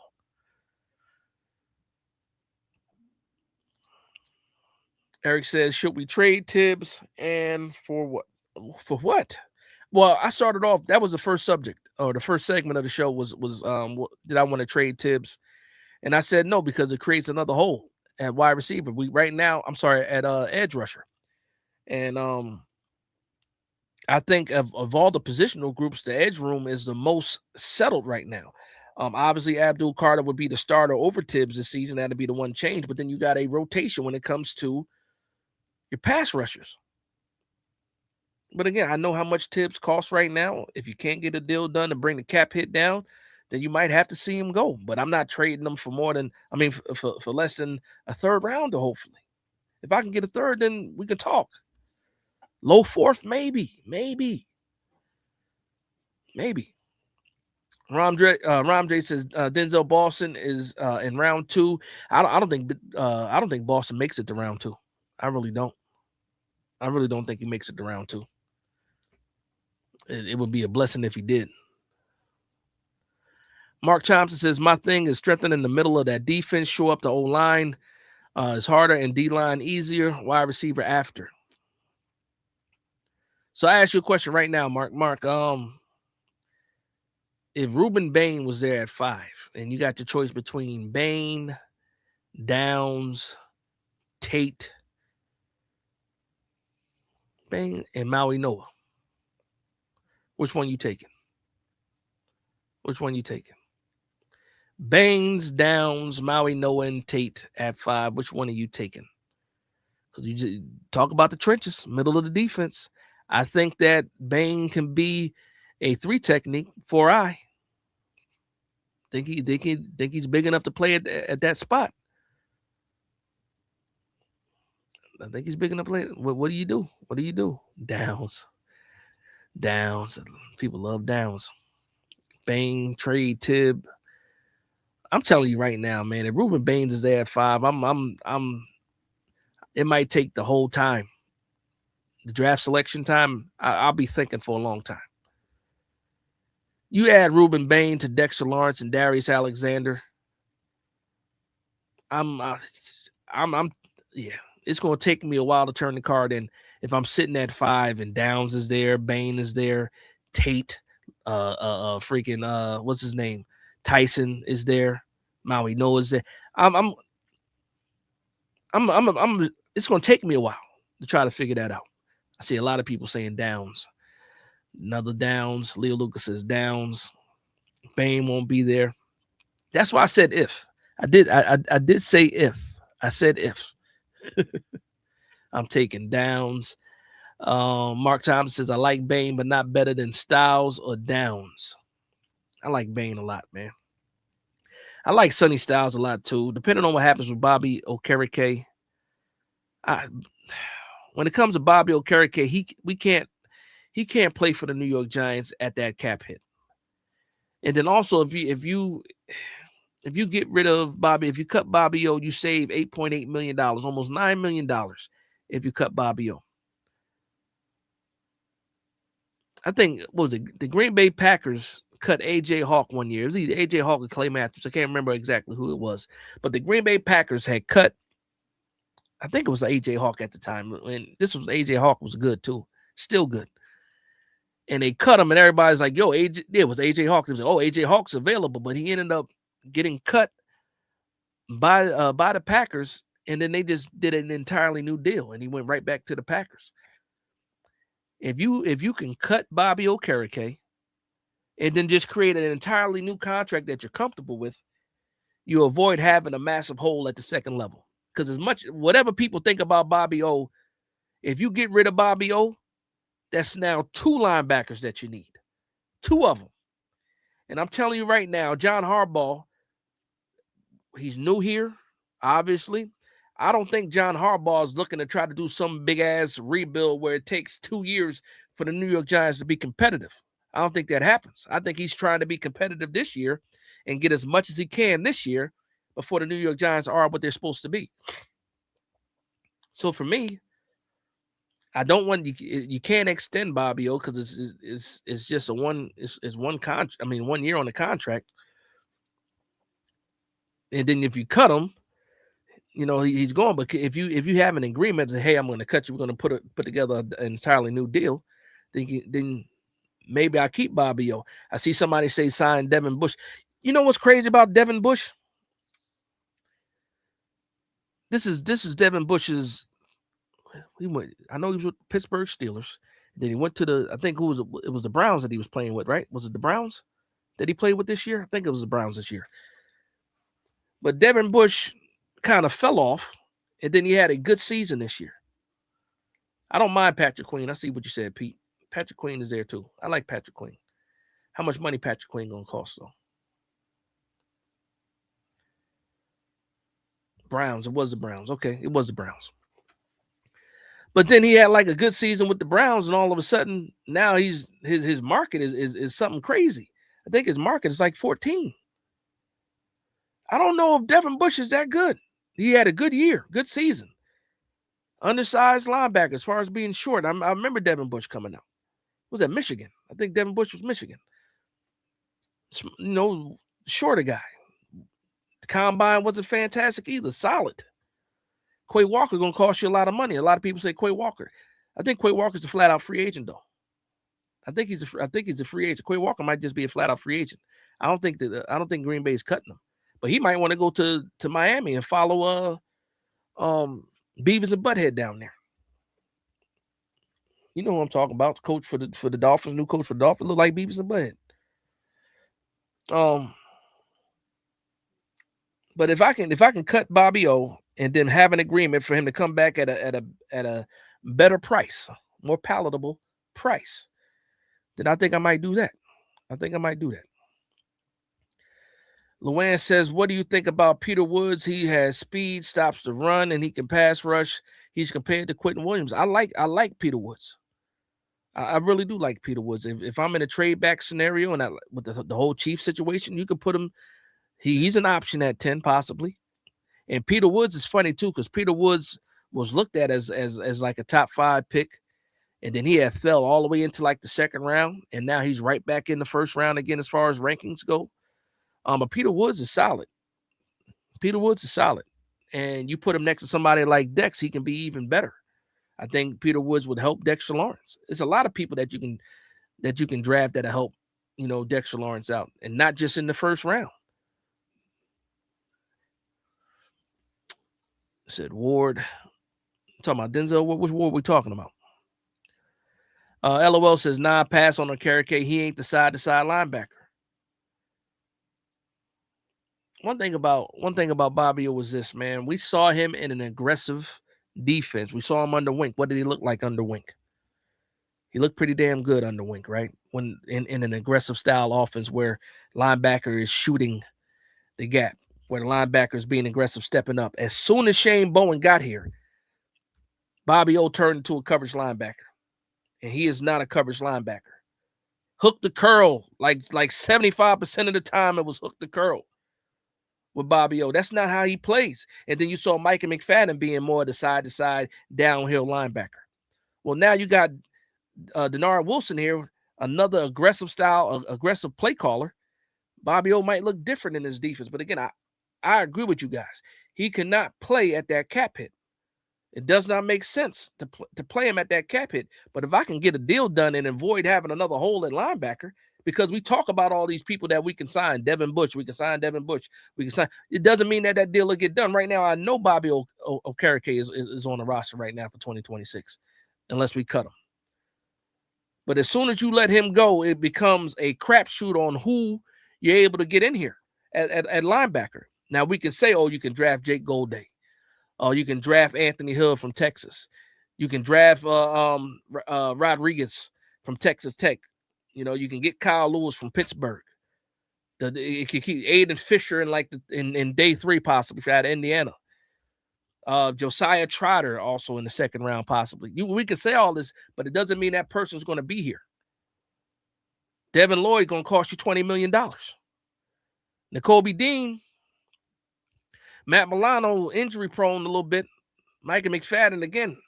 Micah McFadden is not getting more than a 1-year deal from anybody that signs him. But those are options. You're absolutely right. Those are options. Pete says Okereke almost 30. That's why he's slower. Inside linebacker, running backs, they go downhill quick. Possibly. I think about when Charlie Bullen took over, right? When Charlie Bullen took over, the defense became more aggressive. Some people might say, well, look at who we were playing. You still got to be in a position to make plays. Bobby Okereke, if I'm not mistaken, another season that we think he's trash, still over 100 tackles, ended up with 2 interceptions at the end of the year, playing under Charlie Bullen. But to your point, he might just be old. He might just be old. Or it could have just been the defensive coordinator was trash, because outside of Bobby Okereke, some other people got worse. So just think about it. When Wink was here, Bobby was good. Dex was good. Tay Banks was even good. They got the best out of Pinnock when he was here.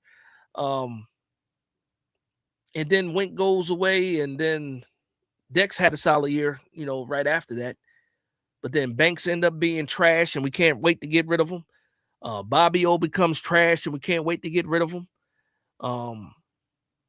Dexter, Abdul Carter, we were yelling at Abdul Carter the first part of the season because they couldn't find the rotation for him that worked. Who else?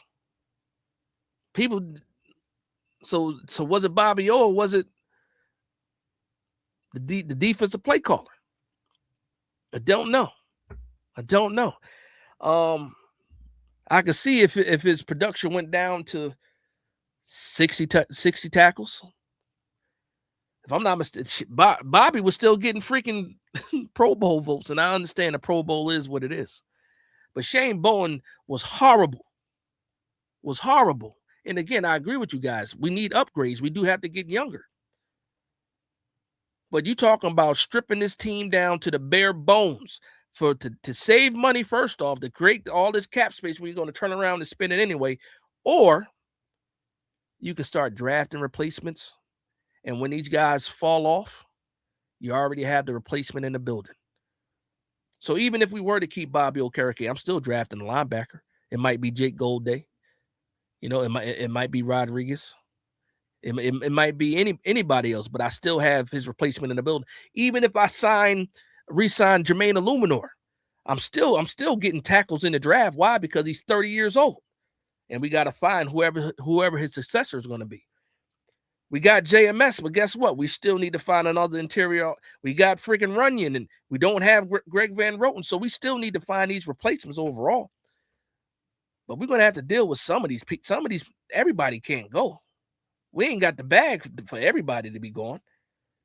And then you talk about creating cap space. That's cool, but I think Bobby O was still a good enough player that eventually you're going to replace. JMS is not the ancestor, and guess what? He's only here for one more year. Let's find his replacement. If you're not taking Tyler Linderbaum going to cost you $20 million.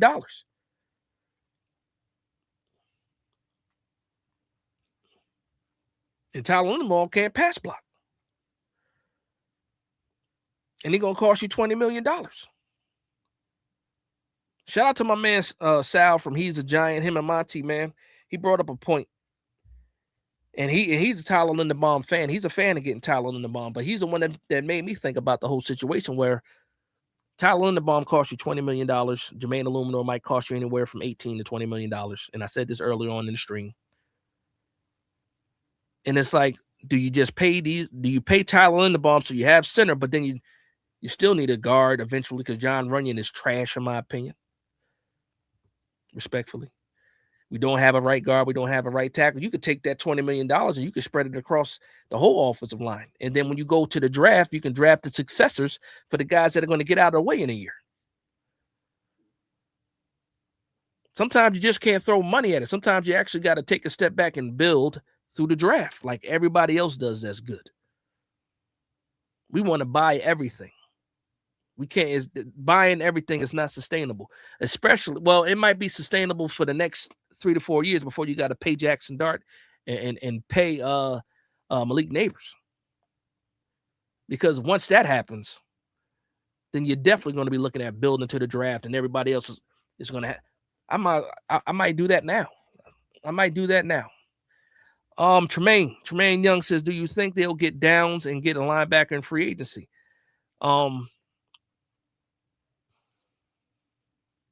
Free agency will tell us what free agency should tell us what their plan is for the first round.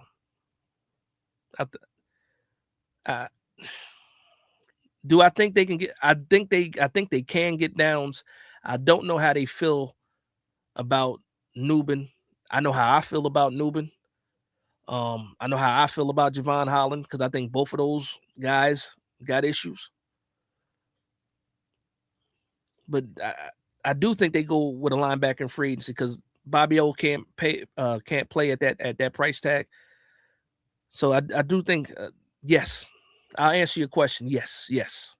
I do think that they can get Downs, and I do think they get a linebacker in free agency. I think they have to do that. You need depth. Right now, if we get rid of Bobby, all we got is Muasau. And I don't feel good about that.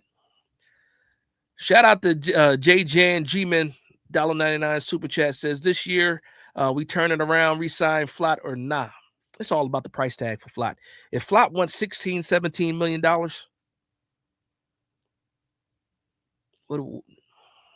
how do you feel about that? I like Flott. I'm a supporter of Flott. I think out of all of like the draft picks, Flott was like the most consistent as far as growth year over year.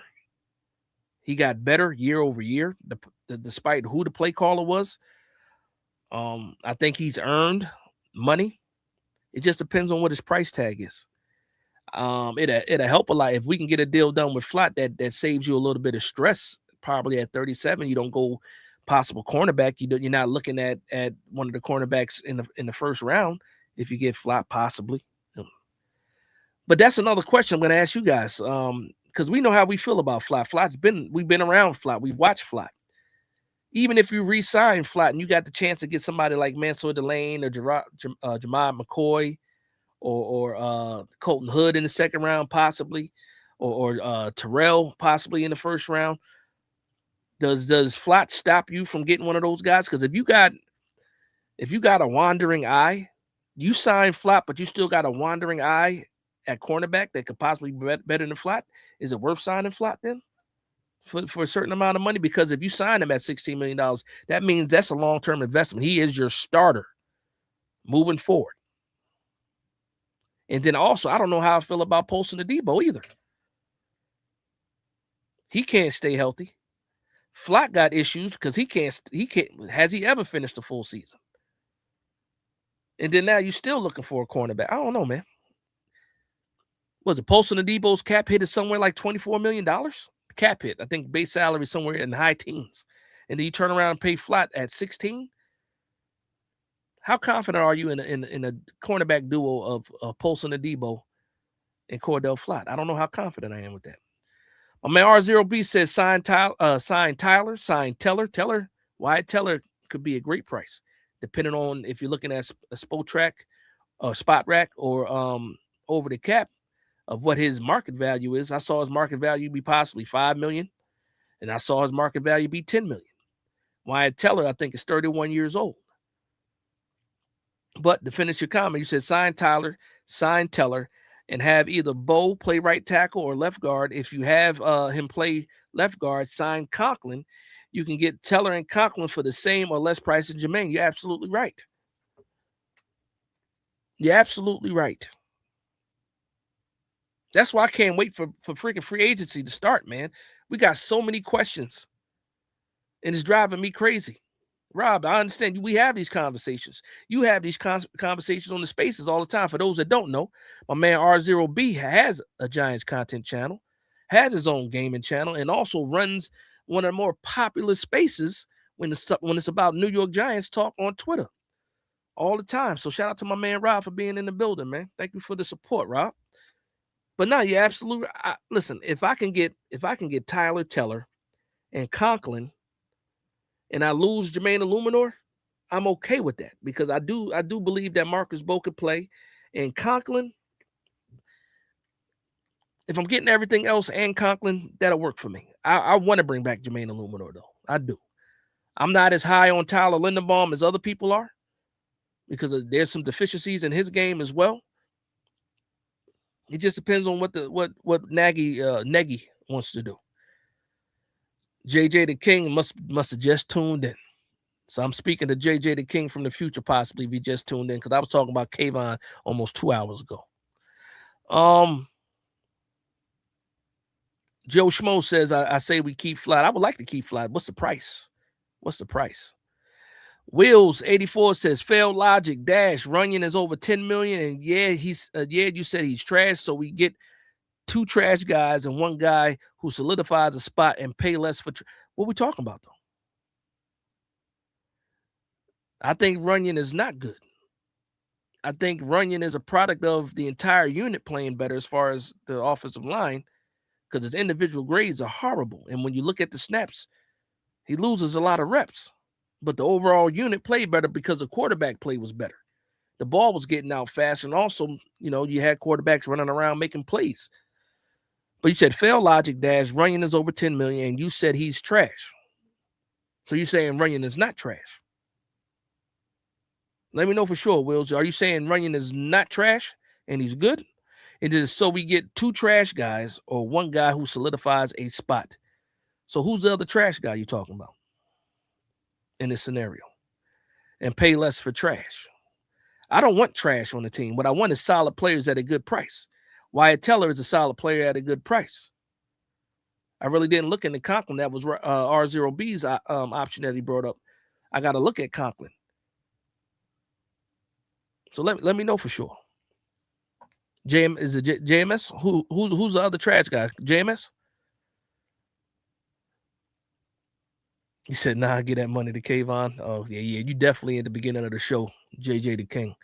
R0B says, I would even do Tyler Teller and either James Daniels or Batonio for level. Batonio got to be what? Batonio got to be Greg Van Roten's age. And put Bo at right tackle. I'm with Bo playing outside. A lot of people want to move Bo in the guard. I think he has good enough feet to play right tackle. I don't know if he got enough in the tank to survive at guard. I don't know if Jalen Carter. I don't know if Marcus Bo is surviving with Jalen Carter and guys like that, and Jordan Davis is in the inside. I like Bo on the outside with his feet, even though his arms are shorter than what people like it to be. But Knicks down 2. They came all the way back, huh? 101.97, 101.99. Okay. AJ Nick says, hello, Dash. Been seeing that Shane's salary is 20 million a year. Wow, what? Joe Shane ain't making 20 million. Joe Shane is not making $20 million. I don't know where you saw that at. He is not making $20 million a year. No, sir. Luann says, the game's tied now, 103. Look at the Knicks.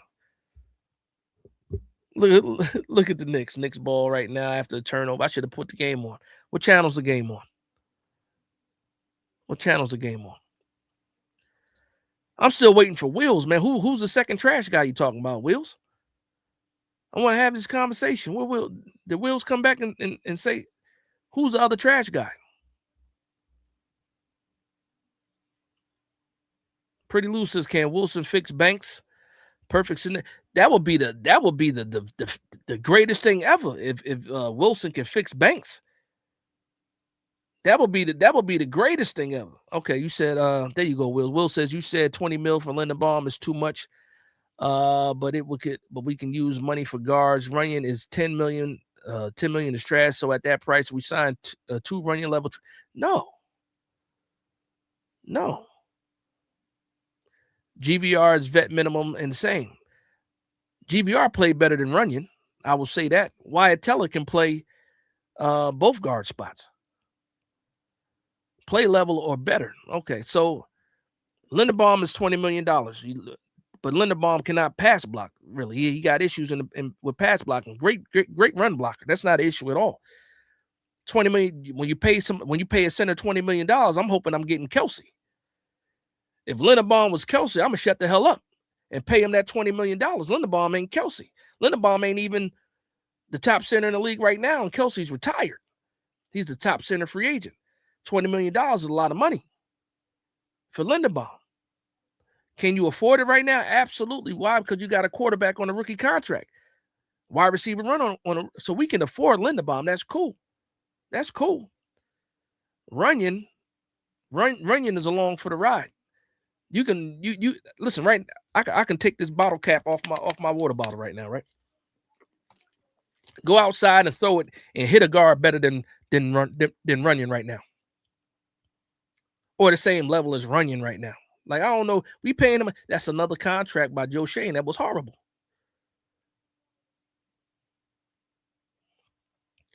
You got James Hudson that gets you no value. You paying him what, $6 million?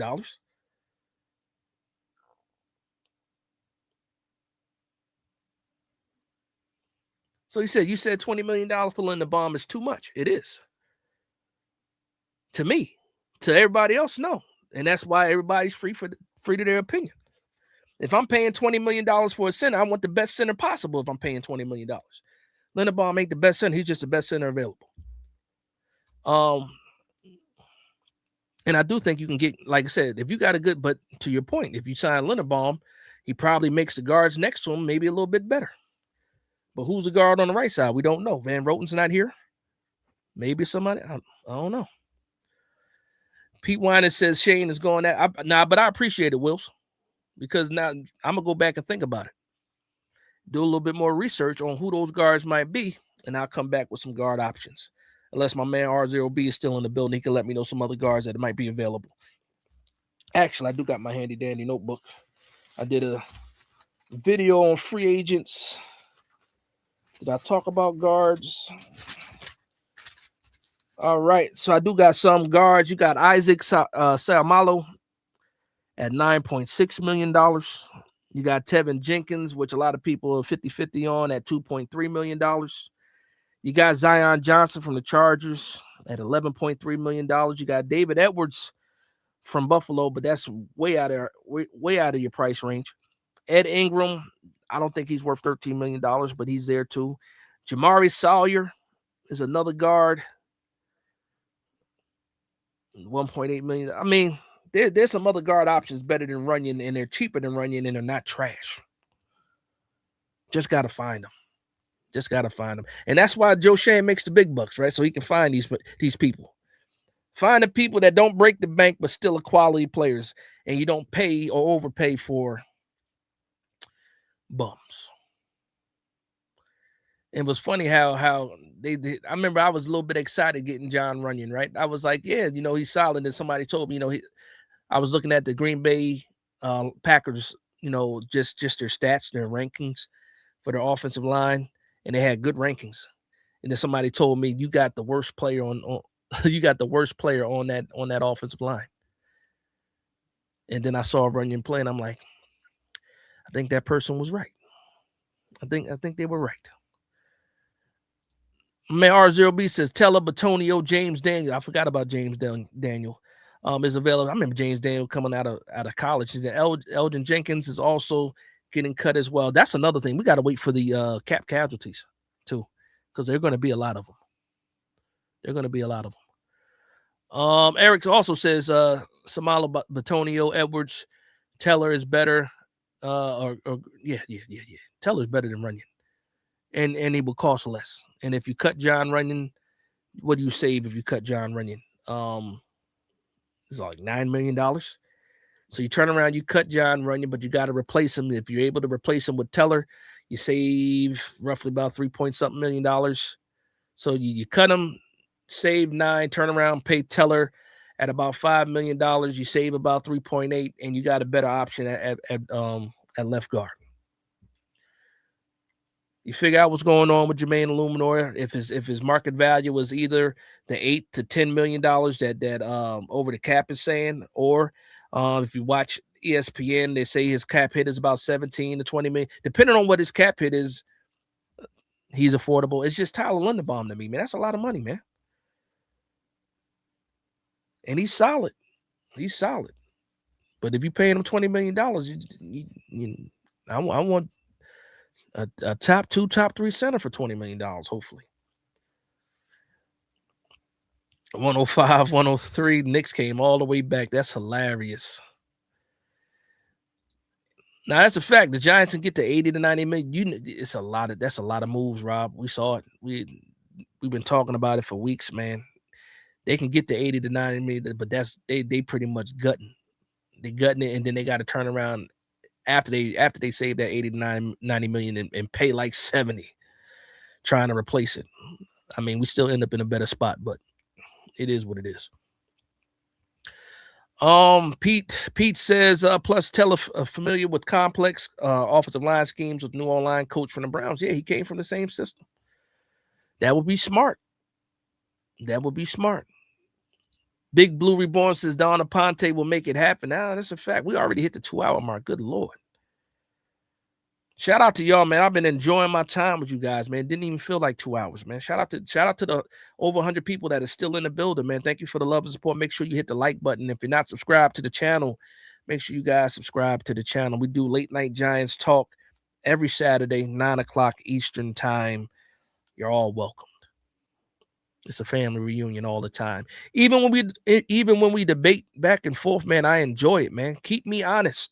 Keep me on my toes. Shout out the Wills for the pushback.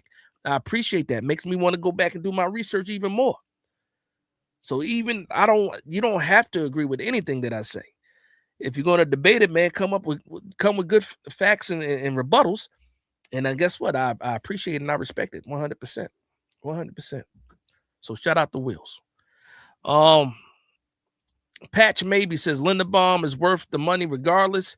Top run blocker in the league. He is a top run blocker. His pass blocking is still leagues better than JMS. He is better than JMS. That's not an argument. Got to get the hog mollies. Pause. I'm with it. But again, Patch, are we paying both of it? Are we paying Linderbaum and paying Jermaine Eluemunor? And then now, Patch, this question is for you. Who would you rather have if you can only have one of them? Linderbaum or Eluemunor? Let me know. And anybody else that wants to answer that question, just put either, Eluemunor or Linderbaum. Can we get them both? In a perfect world, maybe we can get them both. But let me know. Linderbaum or Eluemunor, if you can only have one of them, which one are you taking? Shout out to the Giants fans in the building, man. We in the building. Gangstar, Giants 10-7 this season. I would love it. That would be fantastic. Fantastic. All right. 2 people so far. Gangster says Jermaine Eluemunor greater than Linderbaum. Big Blue Reborn says Jermaine Eluemunor. Okay. Wait for some more people to, have their point of view in it. Make sure I got through all the super chats. I didn't miss any. I think I'm all good with those 2. So only 2 people. Only 2 people want to talk about it. Okay, Big Blue Reborn also says, I think JMS will get better. He might. Stephen R. says Linderbaum because you can get a right tackle at 5, though. True. Patch says Linderbaum personally center controls the O-line and dictates a large portion of the inside running game based on our staff. Our offense will be run heavy and need an anchor in the middle. I'm not going to argue with that at all. You're absolutely right. Center does control the O-line. You get the blocking schemes out, calls all the blocks, gets everybody set up. Now you got it. The quarterback at the offensive line is the center. A lot of people say the left tackle is the most important position. Some people can say the center is too. Yes, sir. Chop says Eluemunor. Will says between Linderbaum or Eluemunor, I'm taking Linderbaum. Eluemunor doesn't run block well enough for the new scheme and really only has success in Brasillo's scheme. Can't argue with that either. And I do think that Marcus Bo can play right tackle. I need to know, though. I need to know the situation with Eluemunor. I need to know if he's coming back or not, and then I can move on. I do like the idea of having 2 bookend tackles, but I do also appreciate the youth movement. Eventually we're going to have a youth movement with this offensive line. Jackson Dart, if Jackson Dart is who we think he's going to be here for like 10 to 15 years. And I would like to have a solidified offensive line for all of those 10 to 15 years. Because we sold Eli Manning out when we did not, revamp that offensive line or failed trying to do so. And hopefully we don't do that same thing with Jackson Dart. Luann says, I can't wait until the draft. I can't wait until free agency, Luann, because free agency will tell me how the draft is going to go. 100%. Patch says, Bo plus, yeah, I want Marcus Bo to play tackle. A lot of people want to kick him inside. I want to leave him at tackle. I do want to leave him at tackle. And it's crazy too, man, because if we wouldn't even be in the situation that we're in if players played better.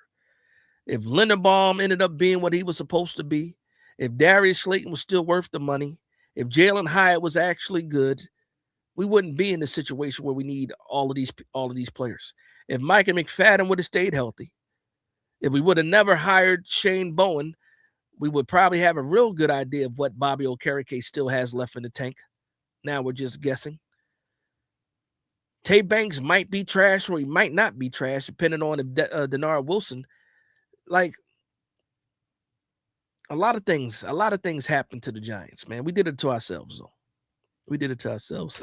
Pretty Lou said, who's cheaper?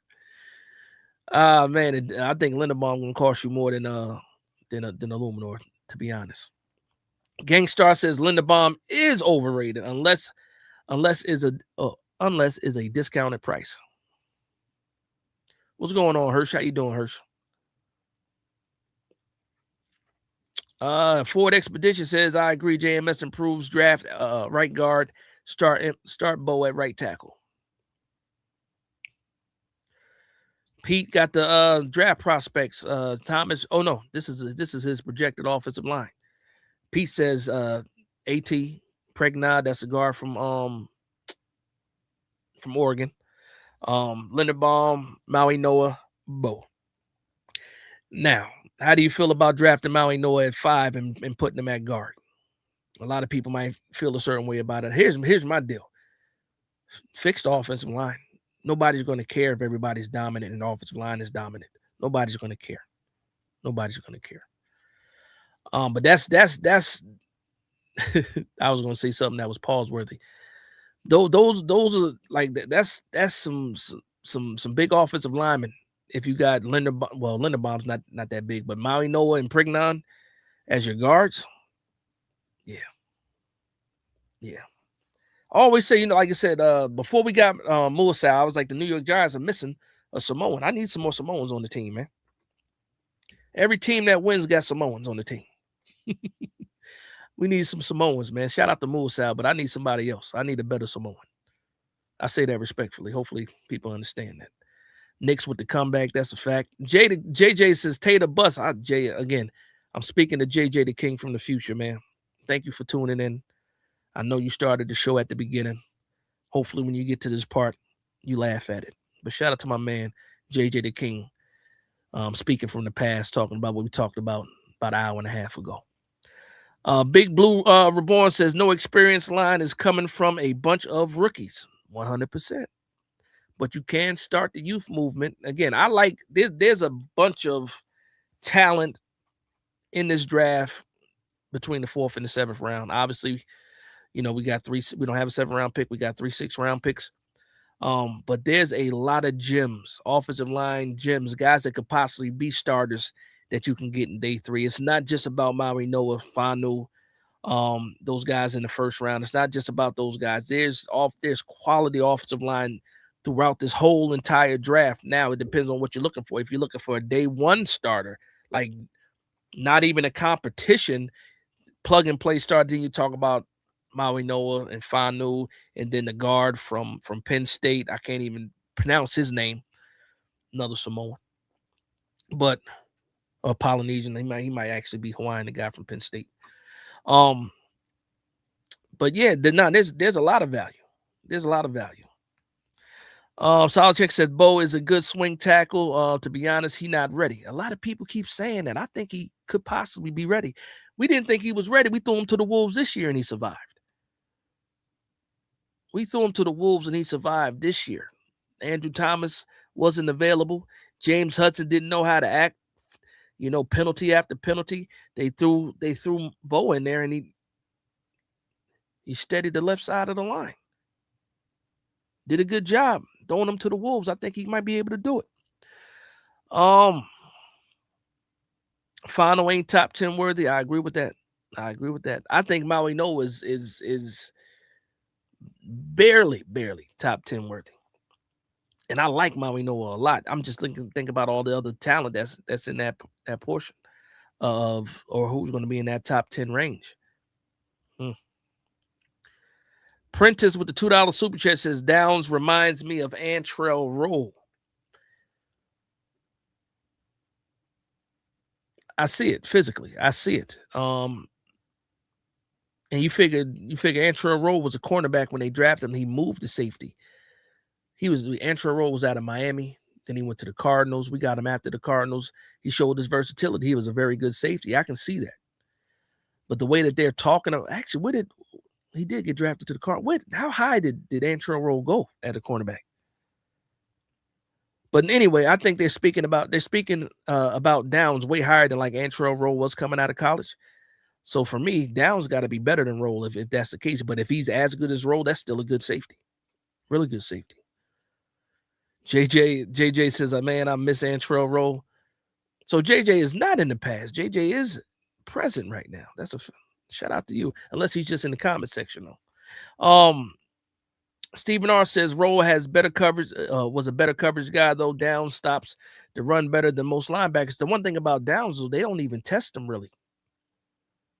They don't even test him really to see exactly what his ball skills are.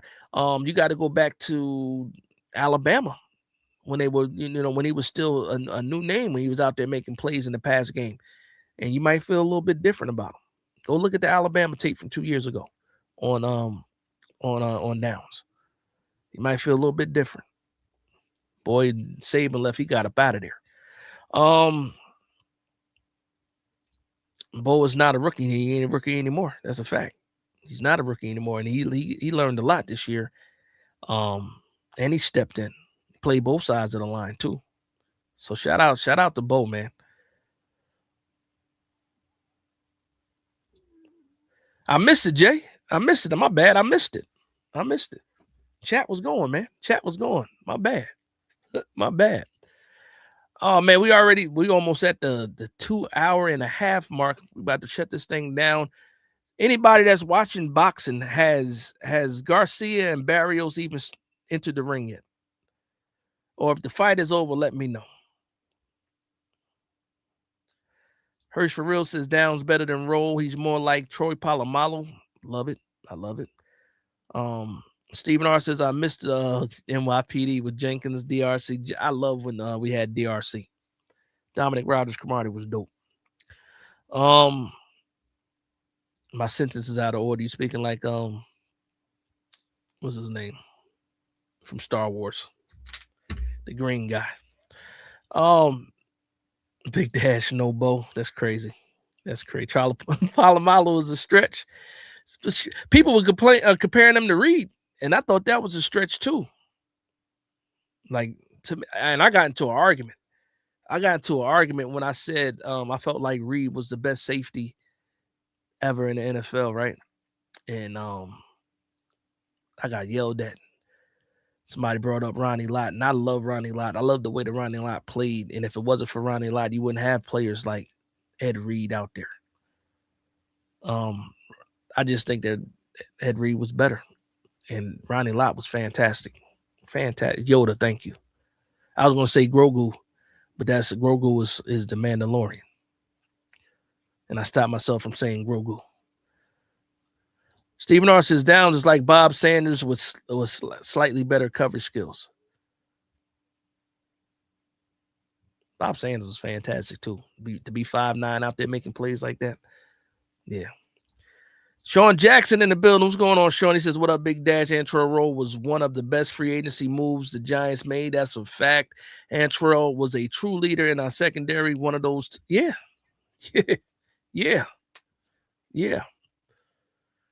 Jay says, what are the odds OBJ is coming back?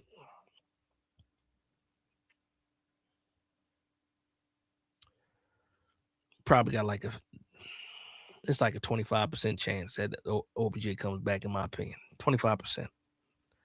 25%. We lose Wan'Dale Robinson, maybe it moves up to like 40%. Maybe. If we get rid of Darius Slayton, then it might be a 50-50. If we don't got no Wan'Dale, if we don't have a Wan'Dale and we don't have a Darius Slayton, OBJ, it might be like 50% chance that OBJ comes. What is OBJ coming back for, though? To retire a Giant? Or to actually come here and make some plays? I don't know. All right, rookie Jamal Adams was nice. Yeah, rookie Jamal Adams was nice. DRC is my favorite Giants cornerback ever. I love it. All right, man, we're going to wrap. We definitely got to wrap this thing up, man. Might do a Wednesday show, not sure. We'll see what happens. Obviously, I'm doing the regular videos that I drop throughout the week. More mock drafts are coming. More college player prospects drop. Breakdowns are coming this week. If anything happens with the New York Giants, I will do update videos throughout the week. Definitely will be here next week for the our regular Saturday night edition of Late Night Giants Talk. Got a couple more minutes. We're gonna get through these comments. So anything you guys got to say, want to share, want to talk about before I shut this thing down, go ahead and hit up the comment section. We're gonna ride out for a little bit, and then we're gonna get up out of here. Shout out to the over 100 people still in the building. Again, if you are not subscribed to this channel and you're a New York Giants fan, shame on you. But you can change that right now by subscribing and liking the video. Shout out to everybody. Mark Thompson says, great show. I appreciate it, Mark. I couldn't wait to get back, man. I was going through withdrawals, man. I told myself I had to take this break. You figure, I said, I'll go from the playoffs to the Super Bowl, then I come back. Obviously, last week was Valentine's Day, so I wasn't going to start that week. Started this week. Happy to be back. Happy to be talking Giants with everybody. Thanks for everybody for showing up too, man. The channel is growing, and it's all because of you guys. We hit 10K this year, all because of you guys. Wouldn't be able to do any of this without you guys showing that love and support, and I appreciate everybody for vibing with me. This is that dude Hate Downs. He said this smoke screen. No, I think it's paralysis by analysis or analysis paralysis, whatever they call it, man. They call it, it's something like that. Where, he's sitting at the top of the rankings for so long, and then over time, there's been no plays. I mean, there's been no games.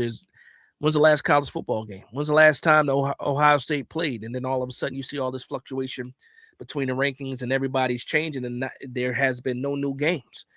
The issue is that everybody that's, the analysts out there are finally actually getting caught up on watching the tape and throwing out, how they feel about players. It is. JJ says Big Dash knows what. He says Big Blue Wrecking Crew. Shout out to everybody, man. Shout out to the Giants fans out here. Big Blue Nation, that's a fact. Always gonna rep Big Blue Nation. Solitary Camp says, you see how hard he hit how hard he hit baby Jesus. Good Lord. Oh man. Big Blue says, great show, man. You motivated me to start this channel. I appreciate everything you do. It was you and Sneaky G. Now, shout out to you, man. And again, let me know, did you hit me up?